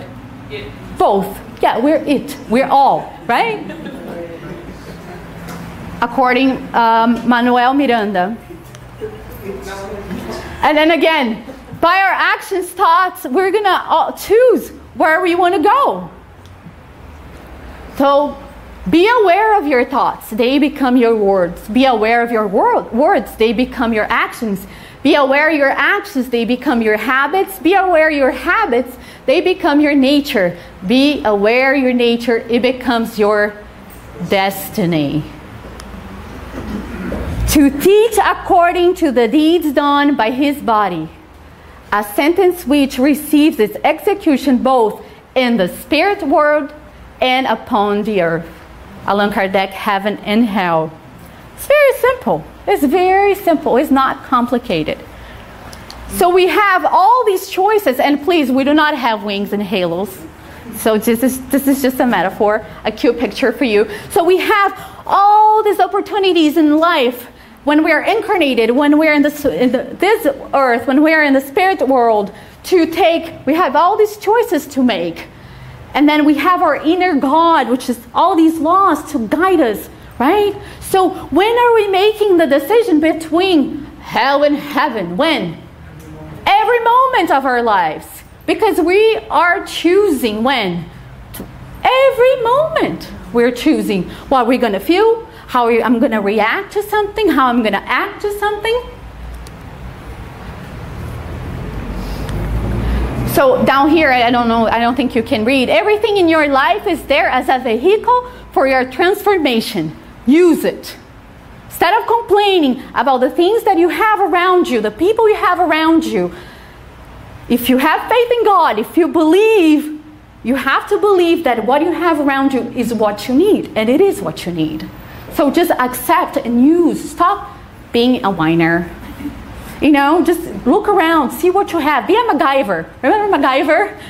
He used to do with very, very little. Just work with what you have. Get yourself out of the situation. It's about reparation, not about suffering. Suffering is just that shake that we get, you know, when you get shaken up.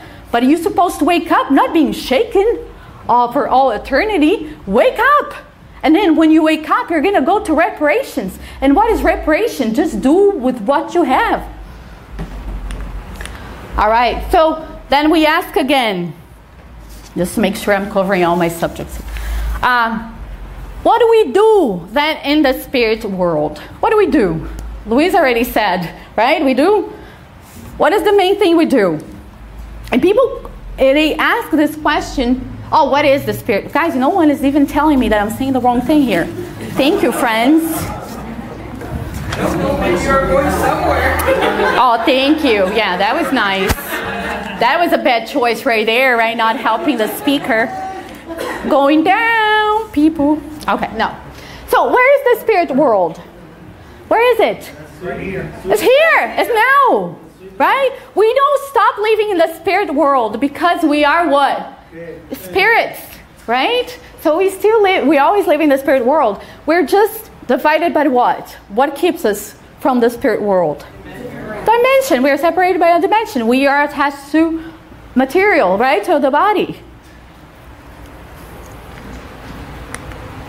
So what do we do in the spirit world? A lot of people want to know that because they cannot understand how you can do things without a car, right? How am I going to do anything without a car? Or, iPhone, my iPad. I have everything in my iPad. What am I going to do, right? But we are, that's the thing. You have to ask yourself, what kind of life you're living now? Do I need all, of course, we need a car to move. But I'm not talking about that. I'm talking about the inner life. Do you have an inner life? When people say spiritual life, a lot of people think that having a spiritual life is to be praying all day, right? That's not having a spiritual life. Spiritual life is living life inside of you. Do you live life? Do you enjoy life? So what do we do in the spiritual world? In the spiritual world, we engage in life living.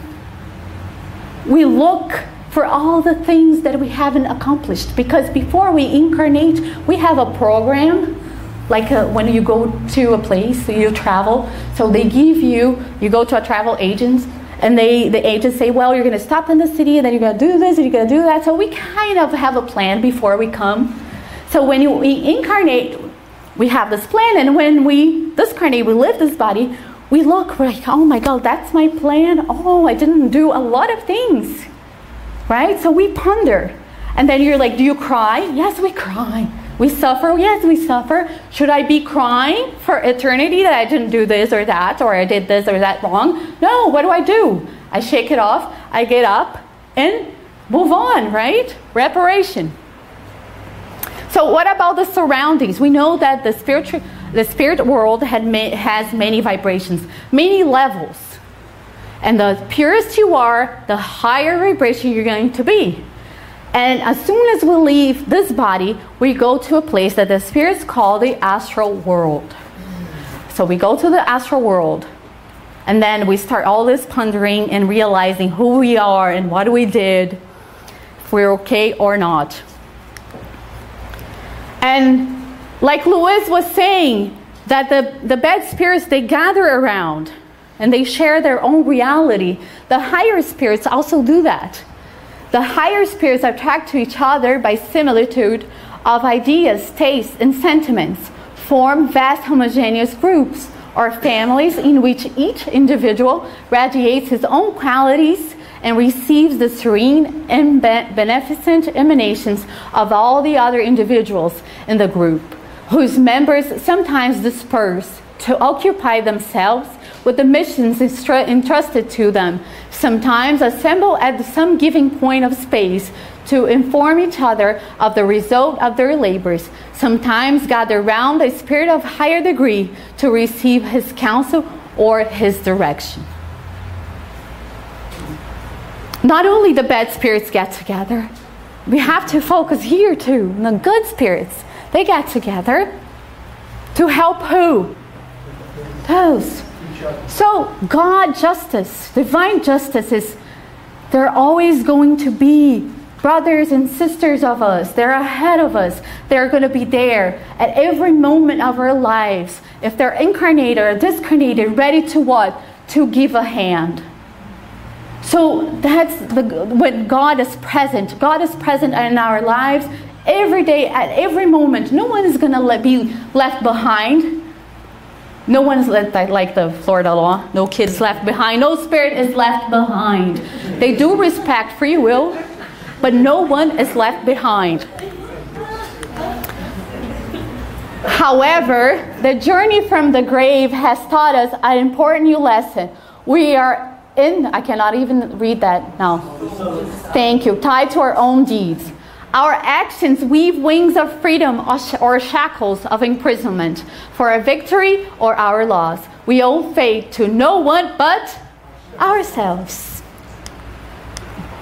If we are victims of ourselves, we are also what? Beneficiaries of divine tolerance, which reveals the sanctuaries of life so that we may expiate, solve, restore, and pay. How do we pay? By suffering? If I suffer and cry a lot, does God like it? No. He would not be a merciful and loving God if he liked suffering. No. By doing good to others, by helping others. Heaven is victory, but it does not impose itself. And that's one more reason, it's one more piece with I'm helping you out here. Action and reaction. No, I'm helping you out. So, I brought you one more saying by Kardec. The man who seriously works on his own improvement assures his happiness already when? When I die? In this existence, beyond his consciousness fulfillment, he frees himself from material and moral miseries, which are inevitable consequences of his imperfections. And before I finish, was it fast? Was it good? Timing-wise? Before I finish, I'm going to leave you with a story about heaven and hell. So this big warrior, and he was very famous because he was a very violent man. He used to kill everyone that was in his path. And since he has been around death and sorrow for so long, he started wondering about heaven and hell. Normal, right? He's like, am I going to heaven? Am I going to hell? I think I'm going to hell. And he heard of this little wise man that lived far away in a forest that supposedly knew everything because he was constantly in touch with God himself. So he went to this place, to this forest, to find this guy, to this little man. And he saw this little guy meditating. He didn't care. He was a big warrior with a big sword. And he just went there and shook the little man. But the little man already knew he was there. And he said, warrior, what do you need from me? And he goes, old man, I need you to teach me about heaven and hell. The poor little guy just shook the dirt off, got up, looked at him, and said, I'm not going to teach you anything because you're dirty, you're filthy, you smell, you stink, and your sword, the blades are all rusty. You're a disgrace for your kind. And then this man that was not used to hearing anything bad, right, coming his way, he got so upset and angry. What did he do? What he always does, he picked up his sword and he was about to cut off this little guy's head. And when he had his sword up, the little man turned to him and said, this is the beginning of hell. And then he stopped. And he's like, oh, he froze. this little guy is so small, because he had learned that being powerful and big was important. And he's like, so much knowledge in this little guy. And he sat down and he was pondering and thinking about what he had said. And the little man went back to meditating. After a little while, he felt bad. He's like, oh my God, he taught me so much in so little time with one phrase. So he went there. He's like, excuse me, sir. Excuse me, I don't want to disturb you, but I was very rude to you before, and I want to say I'm sorry, and I want to thank you for the beautiful lesson you just gave me about hell. Then the little man turned to him, opened one of his eyes and said, this is the beginning of heaven. Thank you so very much for your time.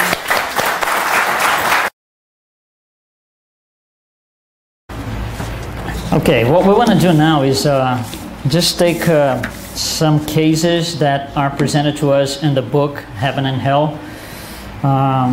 For those who don't know the book exactly, it's one of the 5 basic books in the Spiritist codification, and it's divided in 2 parts. The first part, it contains principles. He goes deep into the principles of the doctrine with a lot of details that were not so deep in the other 4 books, in the other books before.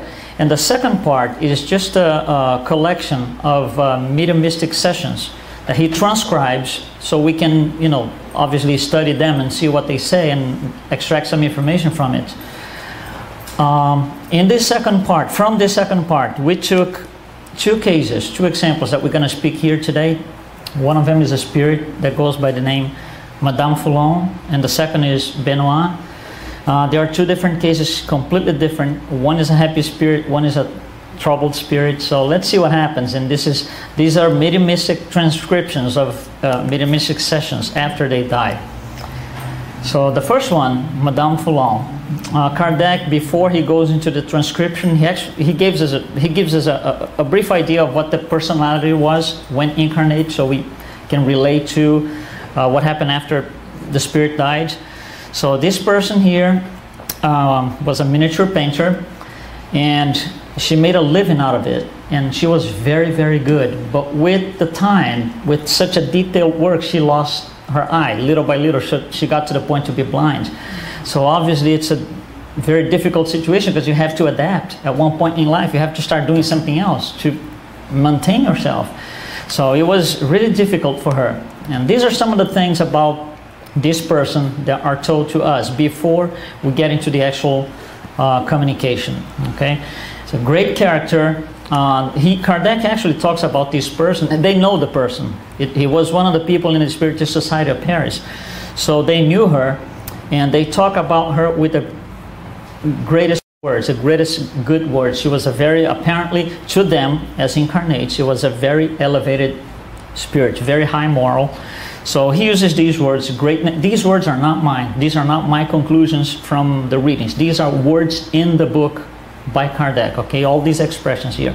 Greatness of character, no display of her goodness, absolutely without selfishness, sentiment of abnegation, always ready to sacrifice for ease, her health, her interest, for those whom it was in her power to be useful. So when you look at just these things, it's really a very elevated spirit we can think of. And he goes a little further down. She studied Spiritism. She belonged to the Spiritist Society, so she knew what we are learning here. They were in the same boat that we are. Succession of acts of devotedness, long sequence of hard and severe trials. Why is this here? Because she lost the eye and all of that. So it's a trial. It's a difficult moment in her life after a certain point. And she took all of this here with resignation and perseverance. No complaints, no why me, no nothing like that. So she took it the way we should all do. Obviously, it's hard for us, but some of us do. So we have Chico Xavier's and Gandhi's and Mother Teresa's and her, okay? She's just in a different time frame. She's in the 1860s. So for them, incarnates, when she died, they were watching her. So what they relate is she died very calmly, very serene, and very clear conscious. So that's the general idea that the people in the Spiritist Society made of her. So she dies on that day, 3rd February 1865, and you see she sends 3 communications here right after her death. Okay, first, second, and third communication. On the first communication, she talks about her state of mind, and it's very positive. She's like, I'm okay, I'm good. The words that she uses to describe her state of mind are whatsoever very positive, very positive. It's all good, I understand what it is, I know who I am, I know what I'm doing here. So, and that's like 3 days after it, okay? She describes her activities, what she's gonna do, what the plans are, what she did. She's able to tell us what she did when incarnate and all of that. She sends a personal message to Kardec's wife, Amélie. She tells her, you're gonna see how it is, you guys are all good, I believe you're in the same boat that I am when you die. That's what she says. So you're gonna be in a very good situation just as I am right now. And she sends a personal message to Kardec himself in this first communication, which is, keep doing it, don't give up, because I'm here to help you if I need to, but you need to stay on the track a little bit longer because we need you to do this thing right. So that's a beautiful message. This is I'm just outlining the message, but if you read through, it's really interesting. Then a couple of days later, she sends another communication, and she talks about the actual passage. She says, it's not that I didn't suffer, it's kind of inconvenient. That's what she relates. You know, you have to adjust, and I did. That's what she says. So it's not that disastrous hell kind of thing that we were talking here. It wasn't for her, at least for her, for this spirit. But remember, very high moral. She has a very elevated spirit. She talks a little bit on her life on earth, what she had done. She acknowledges to them that I know I did good, I know I could have done a lot more, but I took care of my children. She sends messages to her children as well.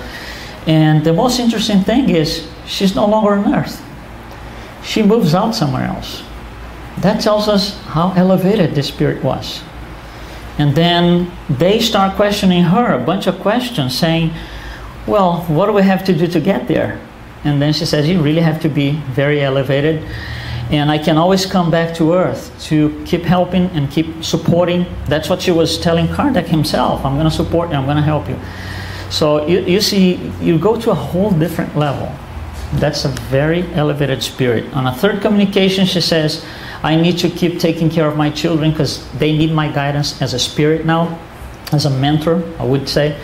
And I need to be there, so I need to be on earth for a while, connected to earth for a while until I get them going. So she sends advices to his kids. And it's a person that closes this communication, says, God is just. Because on her view, from her point of view, everything is nice, everything's good because she did it all right. So it's like, you know, a nice collection of good things. There is nothing bad about this spirit, no revolts, no rebelliousness, nothing like this. Then she dies, she goes away, and that's the communication. So what we can learn from here is, if we want that kind of death, we can have this kind of life that we have here. That's the first thing, right? Myself included. Myself included. Make it very clear. All right, now let's take a look, and then we're going to take some conclusions from these 2 communications. Then there's a second story, another story about this spirit, Benoit. And he's a troubled spirit. So here's what Kardec tells us about his personality. He was a monk without belief. And what he tells us, in a communication, he comes back and says, I was a monk without belief, and all I wanted was to be in power. This is in 1704.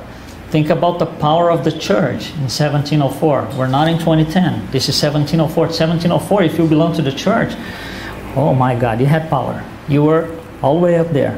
He wanted that. He wanted the fame. He wanted the fame and the good things and be a powerful guy, step on everybody, be on top of everybody. You know, just live that kind of life. That's what he was looking for. So he had no belief at all. But he went to church. He studied to be in the church because that's what he wanted. And he thought it was a good life for him. So, and he was very intelligent, educated, and knowledgeable. Knowledgeable, especially knowledgeable because he was able to get through and get into church and do all of these things. So he had to be intelligent, educated, and knowledgeable. So, you see, that's, I think it was Andréia that mentioned this before. As you become more intelligent, more knowledgeable, more educated, the responsibility level starts going up. So anything you do bad counts in double, in triple, 4 times, 5 times. It gets worse when you slip. Okay? So this guy is all of this, very intelligent, so he knows what he's doing. Okay? Because it's not that he became a monk out of the blue. No, he chose to be with all these qualities that he had. So he was seeking position, that's all. He wanted to be an influential person on society. He misused power, and that's him telling us from his communications. I misused power. I stepped on a lot of people. I had a vicious, disorderly life. His words, not Kardec's, nothing. His words on a communication post life. Persecuted those who blame his excesses. So anybody who would challenge his excesses and his lifestyle, he would just kill him. Just kill him, just like that. He left people die of starvation within the congregation itself, within a monastery, because he wasn't really interested in helping anybody. He wasn't interested in dealing with other people's problems, per se. He wanted power, that's all he wanted. So he abandoned completely any sort of connection. He disconnected from society. He just wanted to have his name out there. Okay, so then he dies, and he starts telling us on this communication what happened to him with all this behavior, all this thing. So first of all, he says, I'm here, and I'm in a very horrible situation, and I've been constantly pursued by all my victims. All of those people that he left die of starvation, and all these people he killed because they challenged his excesses and all the wrong things he was doing, all of these people were with him now, after him. He was pursued by unsatisfied lust and hunger, because he lived such a life on earth that when you go through the passage, you still want the same thing. You're still attached to all these earthly things, these material things. So he wanted those things and he couldn't have them anymore. So he starts getting into a huge conflict because, well, I did all of this until very recently, and now I can't do this anymore. Now I can't have what I wanted, and that's all I wanted. So he starts having these conflicts. He doesn't know how to deal with that. And then there's a very long dialogue. Okay, questions asked to him, and he answers back. I select like 5 or 6 of these questions. It's too long, but these are questions that are going to show us something about the condition of this spirit. One of them is this. First question: what made you commit such atrocities? All that he did in the past. What made you do that? And here's his answer: these vices, the vices with which I was imbued, the brutality of my passions. So he was living his passions. It doesn't matter who was in front of him. He was just going to do it. Next question. Have you ever implored the assistance of good spirits to help you out in your misery? And his answer: I see only the demons of hell. He cannot even ask for help. He is in such a disgraced situation. He cannot even ask for help. Nobody's going to help him. He can't see light. He can't see help. He can't imagine there is help available. Such a deep trouble that he got himself into. Do you foresee no end to your suffering? Or you're going to suffer forever, right? That's the question. Here's the answer: there is no end to the infinite. So he thinks he's going to suffer forever. So when he considers divine justice, revolt comes up, rebelliousness comes up, because now I did all of this, now I'm going to suffer forever. That's his view, okay? Because he can't see help. He only sees demons of hell. That's what he said. Then they tell him, God's goodness is infinite. There is nothing that cannot come to an end. If he, God, so wills it. And this is what it says: if he could, but will it. So he doesn't know. He doesn't have a clue that God will help him. Somehow God is justice. God is good. He cannot even realize this is even possible? He's so far off. He's so in his mental state, involved in this hell state, as we say. And here's another one. You are not alone. Look around you. Try to see. They are telling him that. And he says, I feel that I am helped to think through you. Look at, he's lost. He's lost. Look at that. I feel that I am helped to think through you. He doesn't know what sending messages through a medium is. He doesn't realize that. Your hand obeys me. Okay, so that's the medium writing down the message. I do not touch you, because there's no physical touch, right? He's discarnate. And yet, I hold you. Hold the hand. I don't understand it.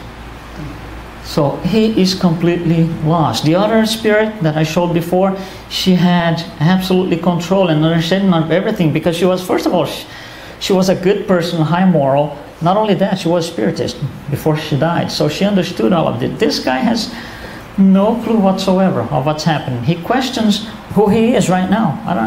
Who am I? I make your arm move. Who am I? What's this? What's happening?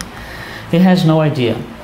Then they tell him, ask for help of your protectors. We will pray together. And this is what it says. You are going to leave me? Stay with me. They will seize me again. They, the demons of hell that he's seeing all around. I beseech you, stay. So he wants them, the mediums and the team, to stay with him, because when they disconnect, he's going to go back to his hell. He was granted time to come through a medium and request help, but he doesn't get it. He doesn't know what this is for. He doesn't even know he can get help, as we saw. And then they tell him, I cannot stay any longer. Come back every day. We will pray together and good spirits will help you. And he says, yes, I would beg for pardon. Ask for me. I cannot ask. I cannot ask. He doesn't even know he can ask for help, because he's in a place of demons. He's not going to ask help from demons. That's how bad this person was when he discarnated. So he's completely lost. We take what we are. If that's what he was, that's what he took. And it applies to all of us. That's universal law. Okay? All right, so then there's a comment in the book. This comment is made by Paulin. Paulin is the mediums that was taking a message guide. And this is what it says. His referring to the spirit, discarnate spirit. His repentance will be followed by the desire to make atonement of his crimes. They continue. He continues, Paulin. He will then demand a new earthly existence, new incarnation, okay, to practice good in place of the evil he has done. So he's going to have to come back and do it all over again. He better do good this time, because like she was saying, you collect tickets. So you come back, you do good again, you do bad again, that's another ticket, and then you collect tickets. And that's not the way to do. So that tells us two extremes of, a good spirit that knows what's going on, did the right thing and so, and a spirit that did everything wrong. When they pass, their view of everything is different, including, obviously, divine justice. Why do we get into this situation? Why do there's such rebellious? I know Suzana is going to take about this in details. Let me just give you a glimpse. Why is this? Why do we get into this situation? We ourselves here, incarnates, the why me's that we ask, the things that we don't understand, the revolt, the rebelliousness, and we blame God, and maybe not so much here in the Spiritist Center, but I'm talking about the society in general. Why that? Why don't we see divine justice? Maybe we see here, but I'm talking again about our society, about our planet. What happens?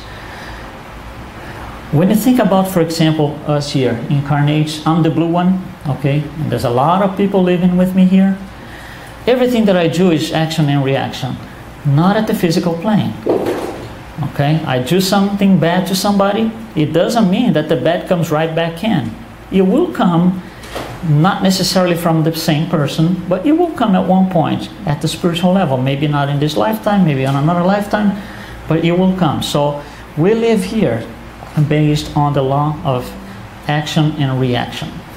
When we look at this image here, okay, this gray thing here, from outside, just like we are doing now, we're looking from outside, we're not inside. So this is a black box for us. Everything works. That's what the divine justice is. If you send an astronaut to the moon, he's going to look at the universe and say, wow, this is total peace. He comes down in 2 days, okay? 49 hours later, he comes down and says, this is hell.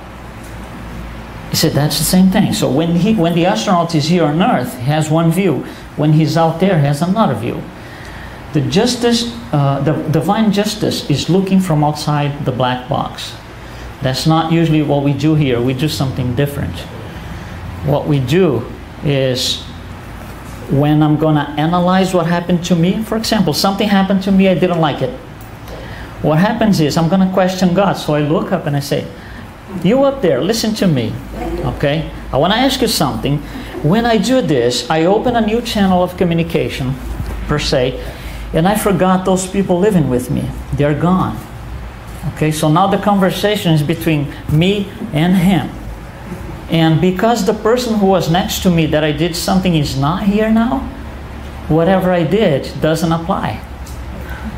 It doesn't apply because it's not visible right now. It's gone. It's me and him. So I'm going to ask him, why me? Why this guy did this to me? I don't know if you're getting the idea. We eliminate all of this. Why do we eliminate? And that's the human justice. That's me telling him how he should be. Why do we eliminate it? Because when you accept what comes down, that's when we practice humility. When we tell how it is, that's pride. So when I ask him, you up there, I need to talk to you. I need to ask you a couple of things because something is wrong down here. That's pride. And I'm only going to see humility if I'm outside the black box. There's no way that I'm going to see humility if I don't have a glimpse outside the box. In the box, it's pride. Outside is humility. Okay? Now, what makes these two things so much of a difference? This humility and pride. Why is such a problem? This is addressed by Spirit Lacordaire in the Gospel. He says this: pride is a terrible enemy of humility. And this is how it goes. We have our pride, and now this is my world. These people here do not apply. They don't even exist. It's just me. And maybe there's somebody up there, but it's just me. And then this pride generates what we call a false sense of superiority. Obviously, there's nobody else, so I am the one. I am the big guy. I am the big cheese, right? That's just me. A false sense of superiority is going to make me judge. My judgment is not going to be right if the others are not here. But I judge. I make my judgments. As I make my judgments, I write my law. My law. My law. Luis Lima's law. So I have my own law right now, written on paper right here. Okay, and I'm looking at it. What do we do with this law? We take this law, we put in our briefcase, and we go out to the world. And that is the law. So when something happens, I have a problem with Marcelo. He did something to me in my vision. Okay? Why do I have that? Because let's say he called me, old guy. Okay? And I say, hold on, let's get to the briefcase. Oh, old guy? No, that's not good. He's wrong. Because the law that I go by is that law. The law that I'm going by is my law, is my briefcase. There is no divine justice in the briefcase. In the briefcase, there's human justice. That's it. So when I tell him, listen, why did you allow this and that? Why me and why this and why that? Because I'm going to my briefcase and things are not matching. I can't explain with my briefcase. And the answer will not come from my briefcase.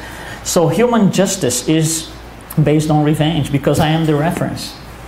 So he did this to me, oh yeah, you're going to see I'm going to do the same to you. That's my law. That's in the briefcase. The briefcase says, if Marcelo calls you old guy, you call him old guy too. An eye for an eye. Okay? Now, divine justice is based on education. Suffering, we said many, many times here today, you heard that. Suffering is an educational process. We need to come back. That second spirit, he will have to come back and do it all over again. He's being educated. It's the same principle. It doesn't work quite as well, but it's the same principle of sending somebody to jail. That would be the general idea. Because of other problems, it doesn't work well. But the idea is that, is to educate. Now, human justice is based on victimization. Why me? Human justice. Divine justice is based on responsibility. It's between me and my consciousness. Nobody else. Anybody can say what they want. It's between me and my consciousness. I do the right thing. I have one type of passage in afterlife. I do another thing. It's going to be different. So let's think about that. Thank you very much.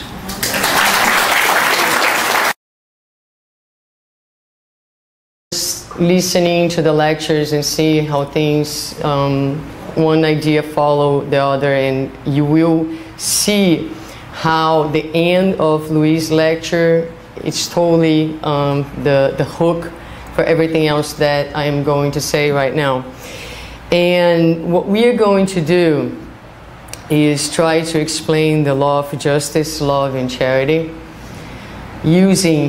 going back to our Master Jesus. Because all the things that we spoke about today and this afternoon, he said all those things.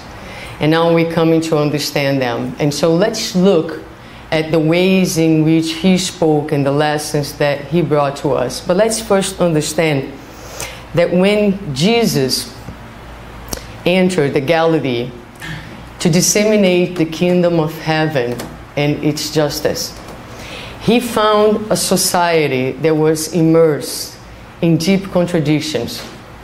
It was a society that at that time had already evolved in so many ways. So the army, for instance, was a very well organized army.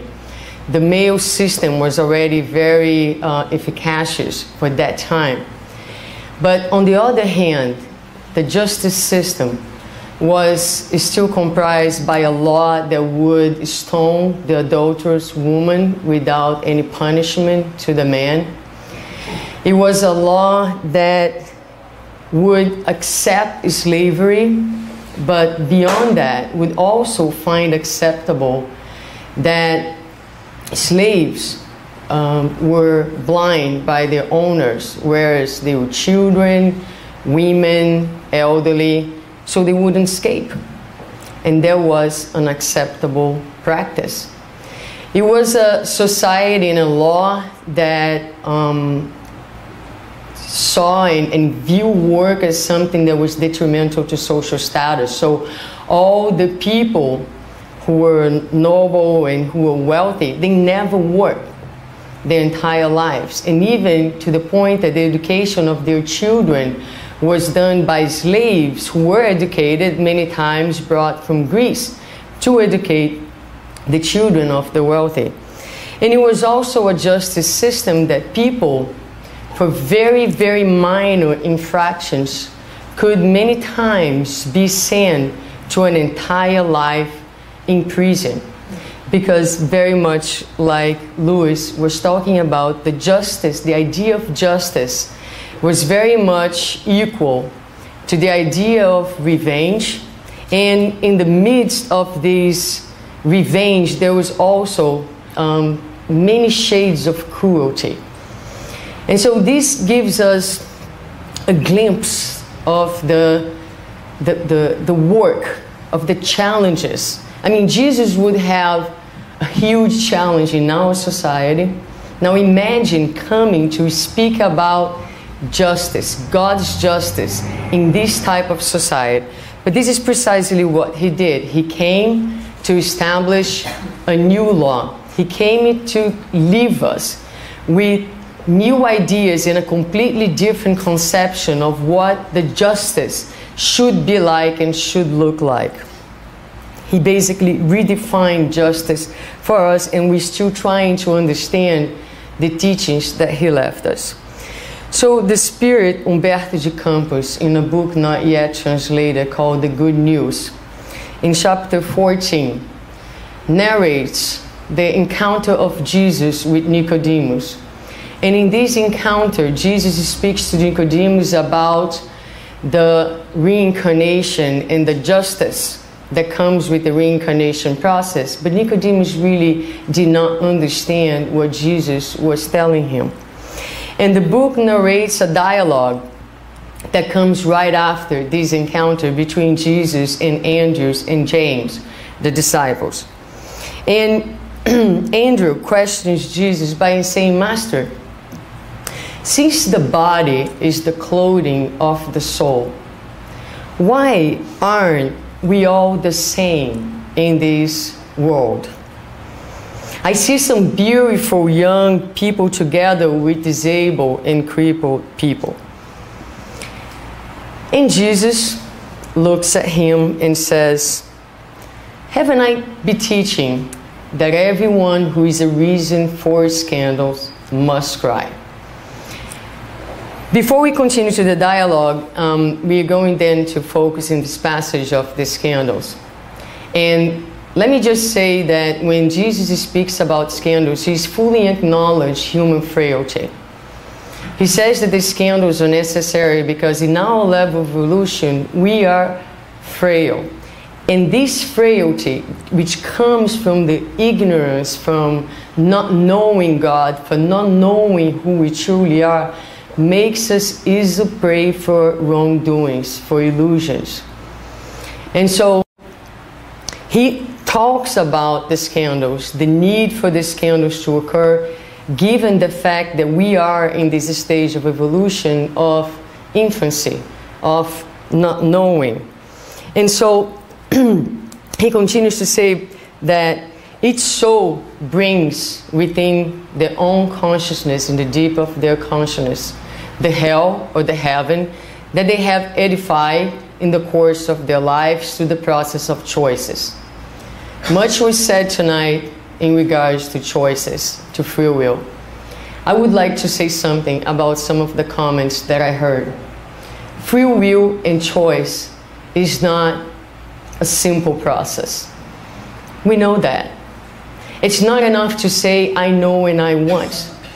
That you think that miraculously tomorrow you will do what you want. When Jesus said, go and do not sin anymore, he's talking about a journey. He's not talking about a miracle where you say, well, I have sinned, now I know not to sin anymore, so I'm going to change completely my psychic, my nature, my frailty. It's a process. That is very important for us to bear in mind because it can lead very easily to guilt. To say, well, Jesus said, go and don't sin anymore, and here I am, repeating my errors. It's a process. It's not something that happens because the human soul is extremely complex. We have layers and layers of lives, of mistakes, of voids, of needs, of darkness, of disconnection. And so it's going to take time. So we're talking about time. And we know that, you know, even Paul, right, we admire tremendously, right? The disciple who was able to, in one lifetime, to transform, to change completely his history. He said, what did he say? He said, you know, the good that I want to do, I still don't do, but the evil that I no longer wish to do, that I do. Telling us precisely that.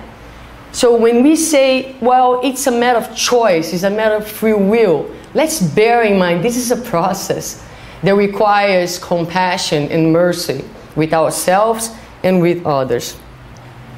And then Jesus continues by saying, would it be fair to give a second garment, even more beautiful and perfect, to someone who damaged the first? And James, who is listening, he starts to understand the law of cause and effect. He starts to understand the process of reincarnation. His face lights up. And he throws a question to Jesus at that time, because he's understanding, but he's very confused because the scandals are necessary. So he's thinking, like many of us have and probably still think, okay, if I am the cause of a scandal today, and I am harming someone, and I am causing some trouble, that means that tomorrow I need to undergo a process where I'm going to suffer the same things, and so someone else is going to take my place as the infractor. And so how does that work? How can this cycle of suffering and punishment can be broken? And Jesus asked him, James, according to the law of Moses, how can one redeem himself? And he thinks for a little while and he says, well, Jesus, it's written in the law, the man will pay an eye for an eye and a tooth for a tooth. I'm going to open parentheses here just to again give you an idea of the justice system of the time and its evolution. When Moses brought this law, it was a step forward in the justice system. Why? Because at that time, if Marcelo would come to my land and steal one of my sheep, I would feel entitled to go to his and kill all his sheep. And if I wasn't content with that, I would kill him. And if that wasn't enough, I still would have the right to kill his entire family. And that's how things work at the time. So when Moses says an eye for an eye and a tooth for a tooth, he was trying to make at least things even. So it was a progress. It was an evolution in the justice system. But then Jesus looks at James and says, you too, James, you too don't understand like Nicodemus didn't understand. You too don't understand the law just like most people don't understand the law. You're thinking, but you're not feeling. Because the first commandment of the law of Moses, which is a law of love, is to love God above all, with all your heart and what your soul. When I ask you, how can you love God harming God's creation? How can you love God harming God's creature? And he tells him, I place love above justice, and I have thought that the only love can cover the multitude of our sins. And he continues by saying, if we abide by the law of retaliation, if I am a murderer today, that means that in the future, I need to be murdered by someone else. But if we abide by the law of love, that means that now I recognize that both the aggressor and the victim are brothers under God.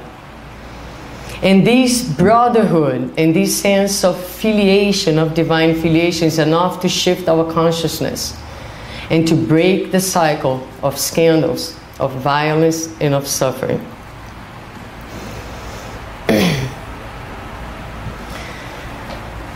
So Jesus, what made him a master here in our planet was the fact that not only he spoke words, but he also exemplified every single teaching that he brought us.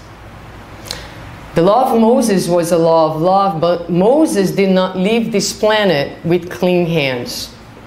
He had blood in his hands when he left.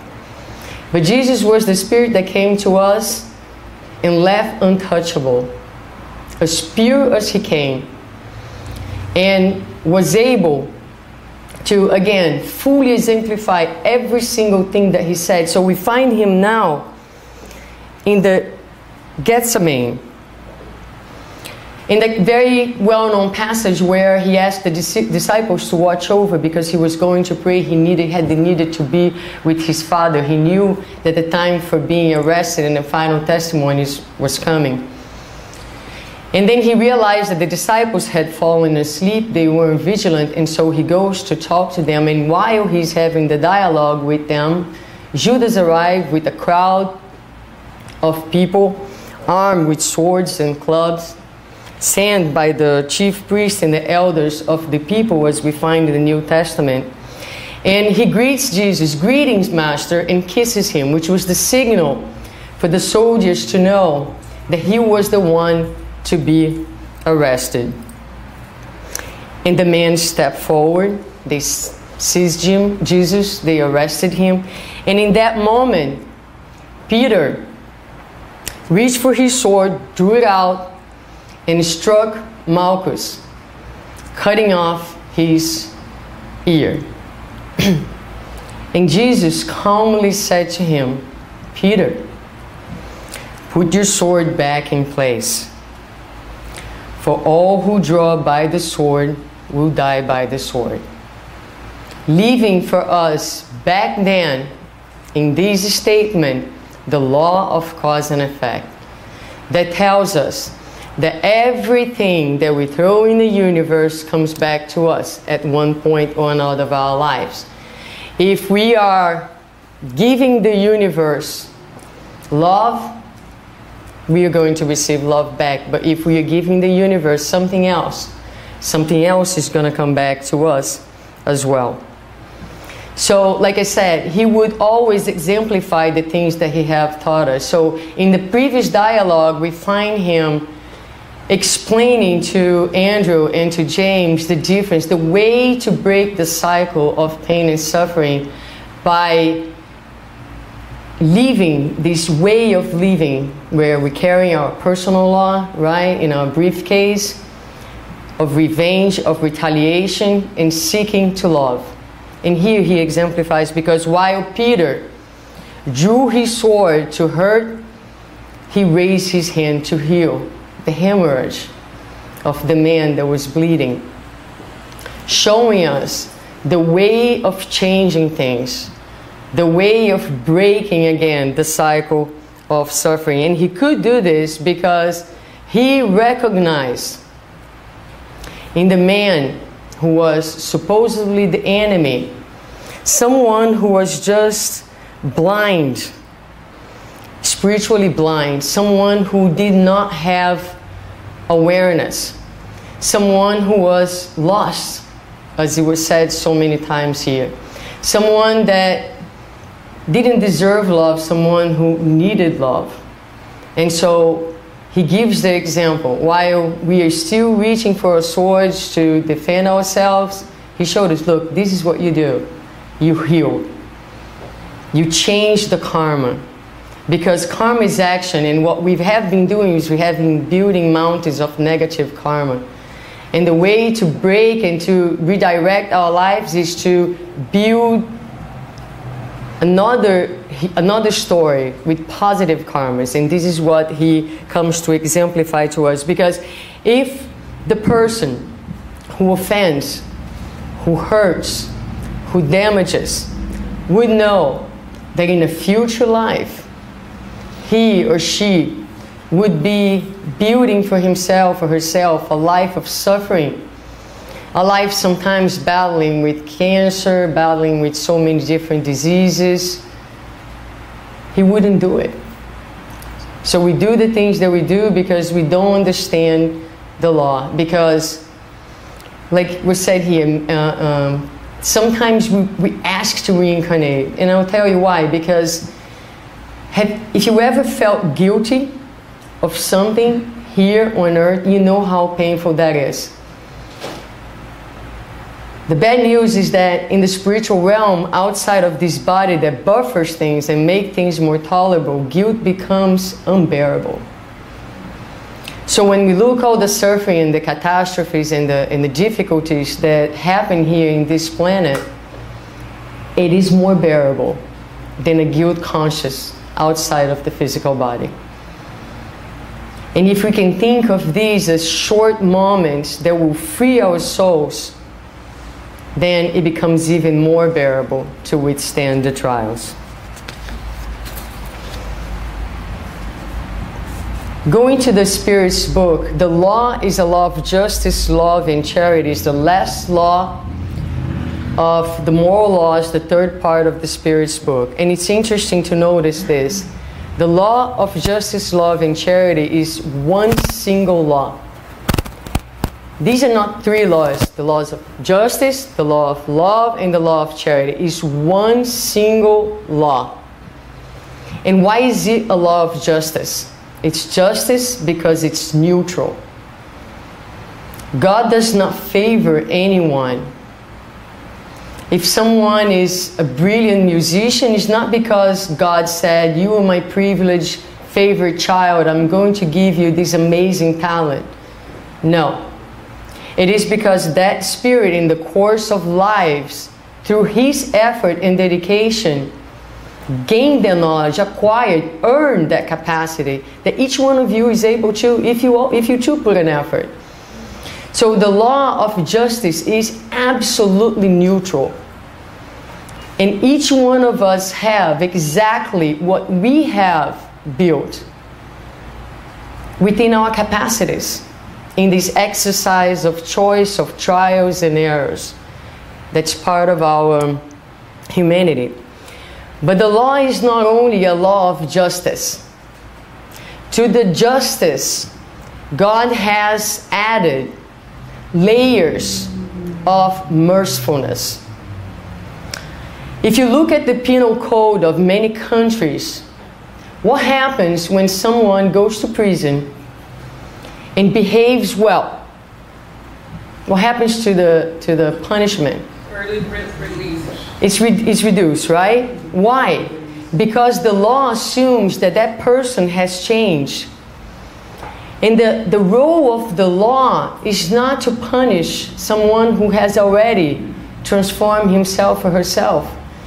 The role of the law, the human law, at least in theory, is to educate the individual. So when the law recognizes that the individual has improved, the law, in its mercy, says, okay, you're free to go. Now, I ask you, if you really, really, really believe that God is less merciful than the laws made by human beings in a planet of trial and expiation like we are. Impossible. Impossible. So we, because of the history, because of where we come from, because of these ideas of punishment, we still have a very negative association with the law of justice. It's not, like was said by Louis, it's not a law that punishes. All that God wants is for us to understand that in love, in the manifestation of love, is happiness. All that God wants is for us to understand that we are its children. That we shouldn't fear anything. All that God wants is that. It's for us to find and to manifest the harmony and the divine in us. God does not want anything else other than that. And so the law has a lot of expressions of mercifulness. And let's look at them. Many of us are standing here right now and today because our accounts are frozen. If they weren't, we wouldn't be even standing. Because shame and guilt put anyone down. You don't want to even face the world, the next person. And so God grants us the forgetfulness as we come in here so we can start anew. God freezes our accounts so we can survive. God extend our lifetimes. Many times, every minute on earth, lifetimes are being extended.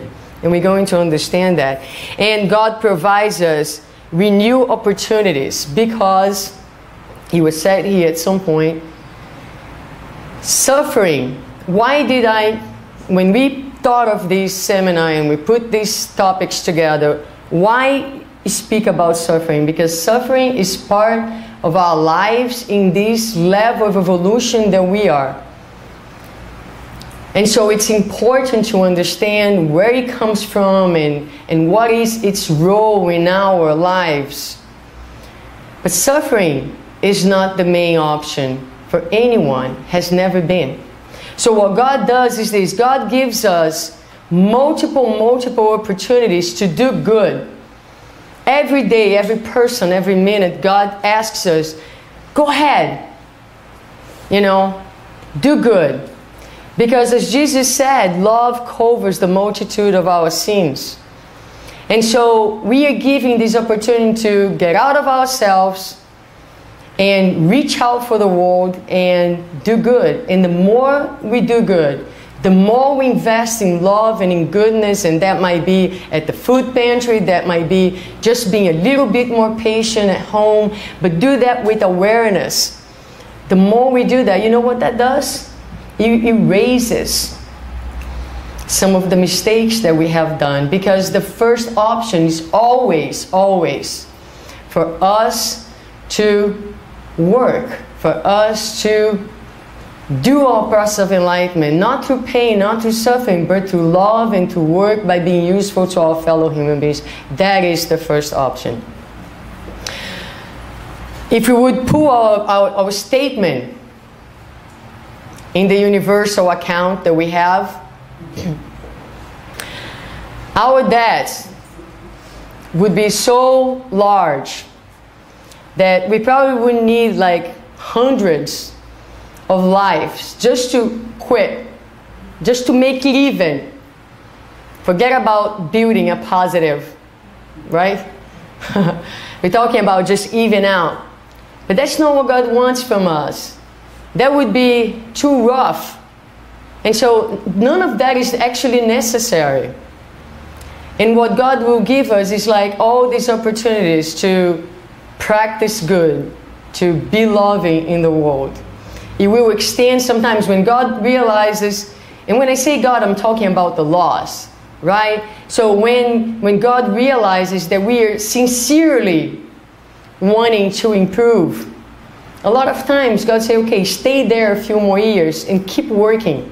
Keep doing it, because this is going to help you in changing the history of karma that you have built for yourself.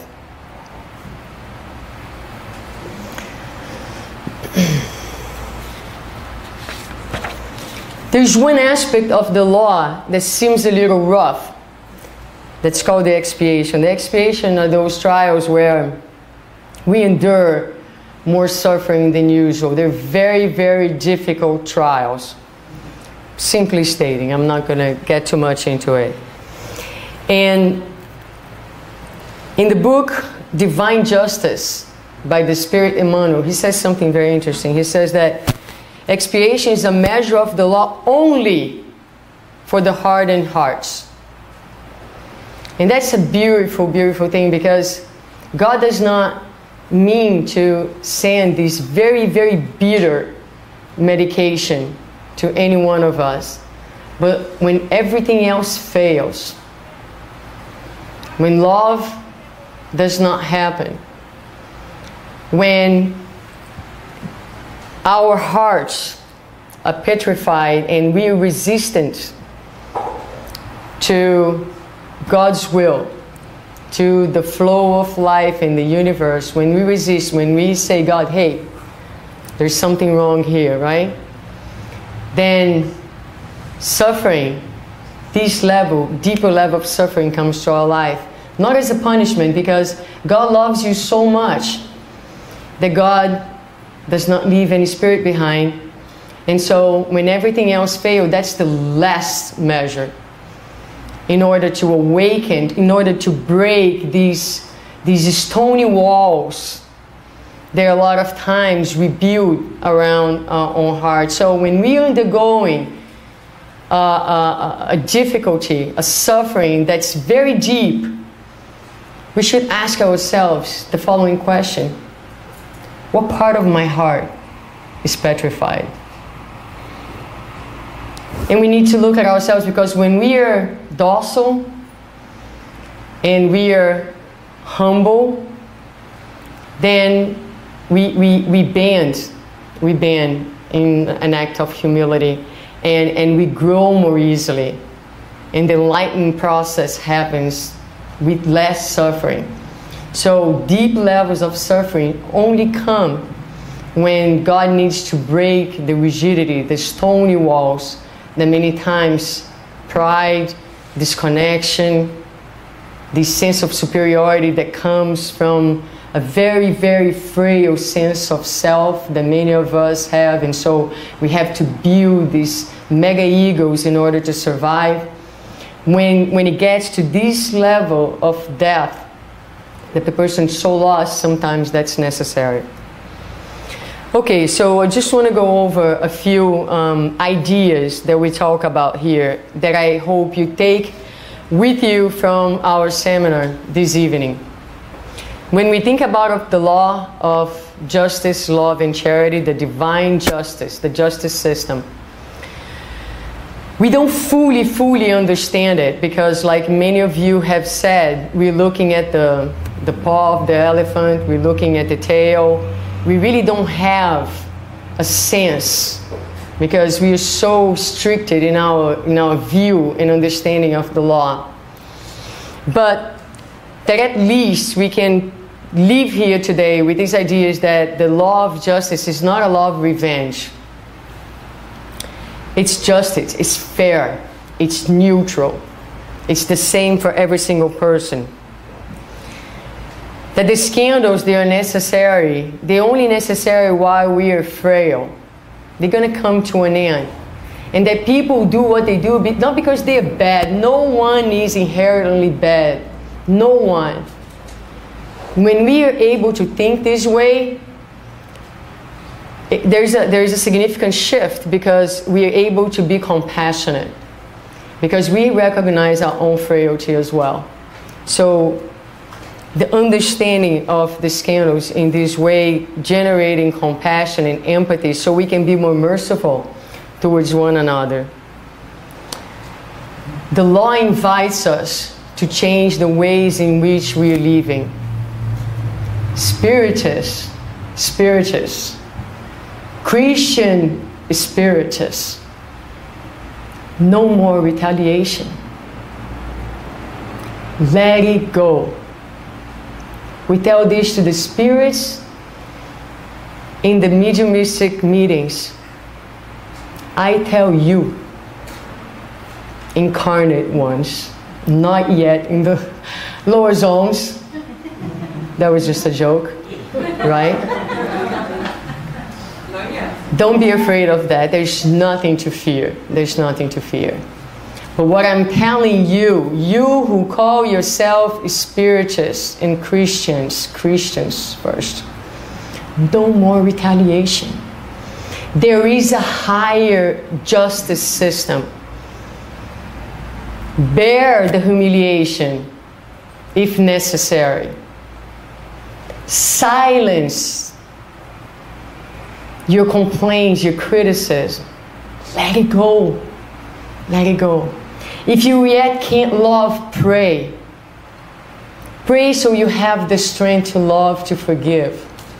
But let's change the ways that we are living. Let's look at the ones who are hurting us with eyes of compassion. They don't know any better. Father, forgive them because they don't know what they are doing. That's not what he said. And so this is what we need to do. This is the place that we need to come from. We need to change. We need to change the way. The law is not retaliation. It's not about revenge. It's about love. Let's stop harming. Let's put our swords down and raise our hands to shake one another's hand, to hug one another, to welcome people into our lives and into our hearts. Let's finally understand that the law is not a law of punishment, but it's a law of education. God's trying to educate us. He's trying to get us to pass the grade and to understand that we're God's creatures, God's children, and all He wants is for us to leave aside all the fear, all the illusions, and connect to the essence of who we are. The law is a law of mercy, not a merciless law. The mercifulness of God is everywhere. And a lot of times we go through some very, very difficult trials. But bear in mind that the trial that you are undergoing right now is because you can. A lot of times the test comes to us in our lives lives and lives before the mistake was committed in first place. And God will surround us with instruments and with possibilities. Sometimes it's in this lifetime that we arrive at the Spiritist Center, and now we have the faith that we can hold on. Sometimes it's a friend that comes into our lives and becomes that, the force that helps us through the times of trial. Sometimes God puts in our lives resources, material resources to deal with the trial. The resources are there for the one who has eyes to see. The mercifulness of God is everywhere. All we need to do is to look at it. And ultimately, this is it. This is what this whole thing is about. There are many people who say that Spiritism focuses a lot on suffering, as if, we are wanting to suffer. No, we're not. We're not. This whole thing is about how not to suffer. How not to suffer. What do we need to do? What do we need to change? And that's what God wants. God wants us to be happy. God wants for our lives, despite of the difficulties, to have lightness, to have joy. And that's possible. That's possible if we have this connection, if we have this understanding, if we have the faith, even as we go to the most difficult trials. We stand. We stand. We continue to be able to walk forward. We have the force, we have the strength that comes from within. So with that, I end my lecture, and I also end this seminar. Thank you, all of you, for joining us in name of the Spiritist Federation of Florida. Thanking all of you for being here in name of our group. Apologizing one more time for the heat, but we are in the Miami heat town. Sorry, Orlando. And thank you, guys. Thank you very much.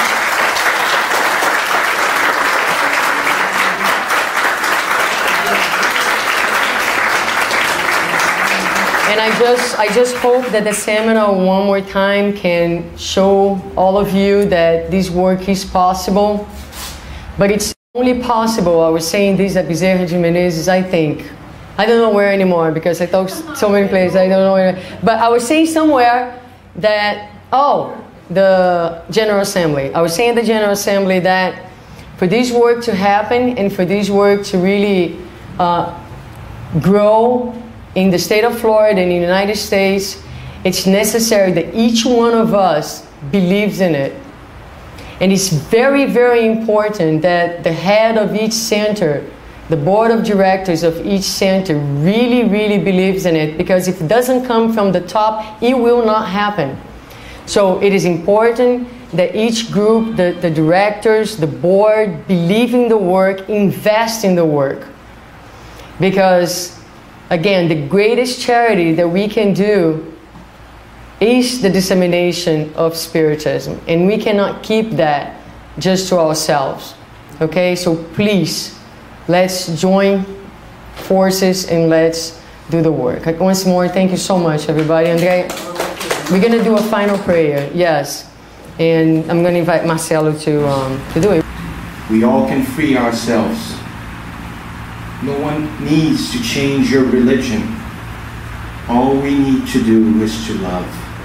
And Spiritism brings us this powerful tool that frees ourselves from ourselves. And this is the need that we have to do.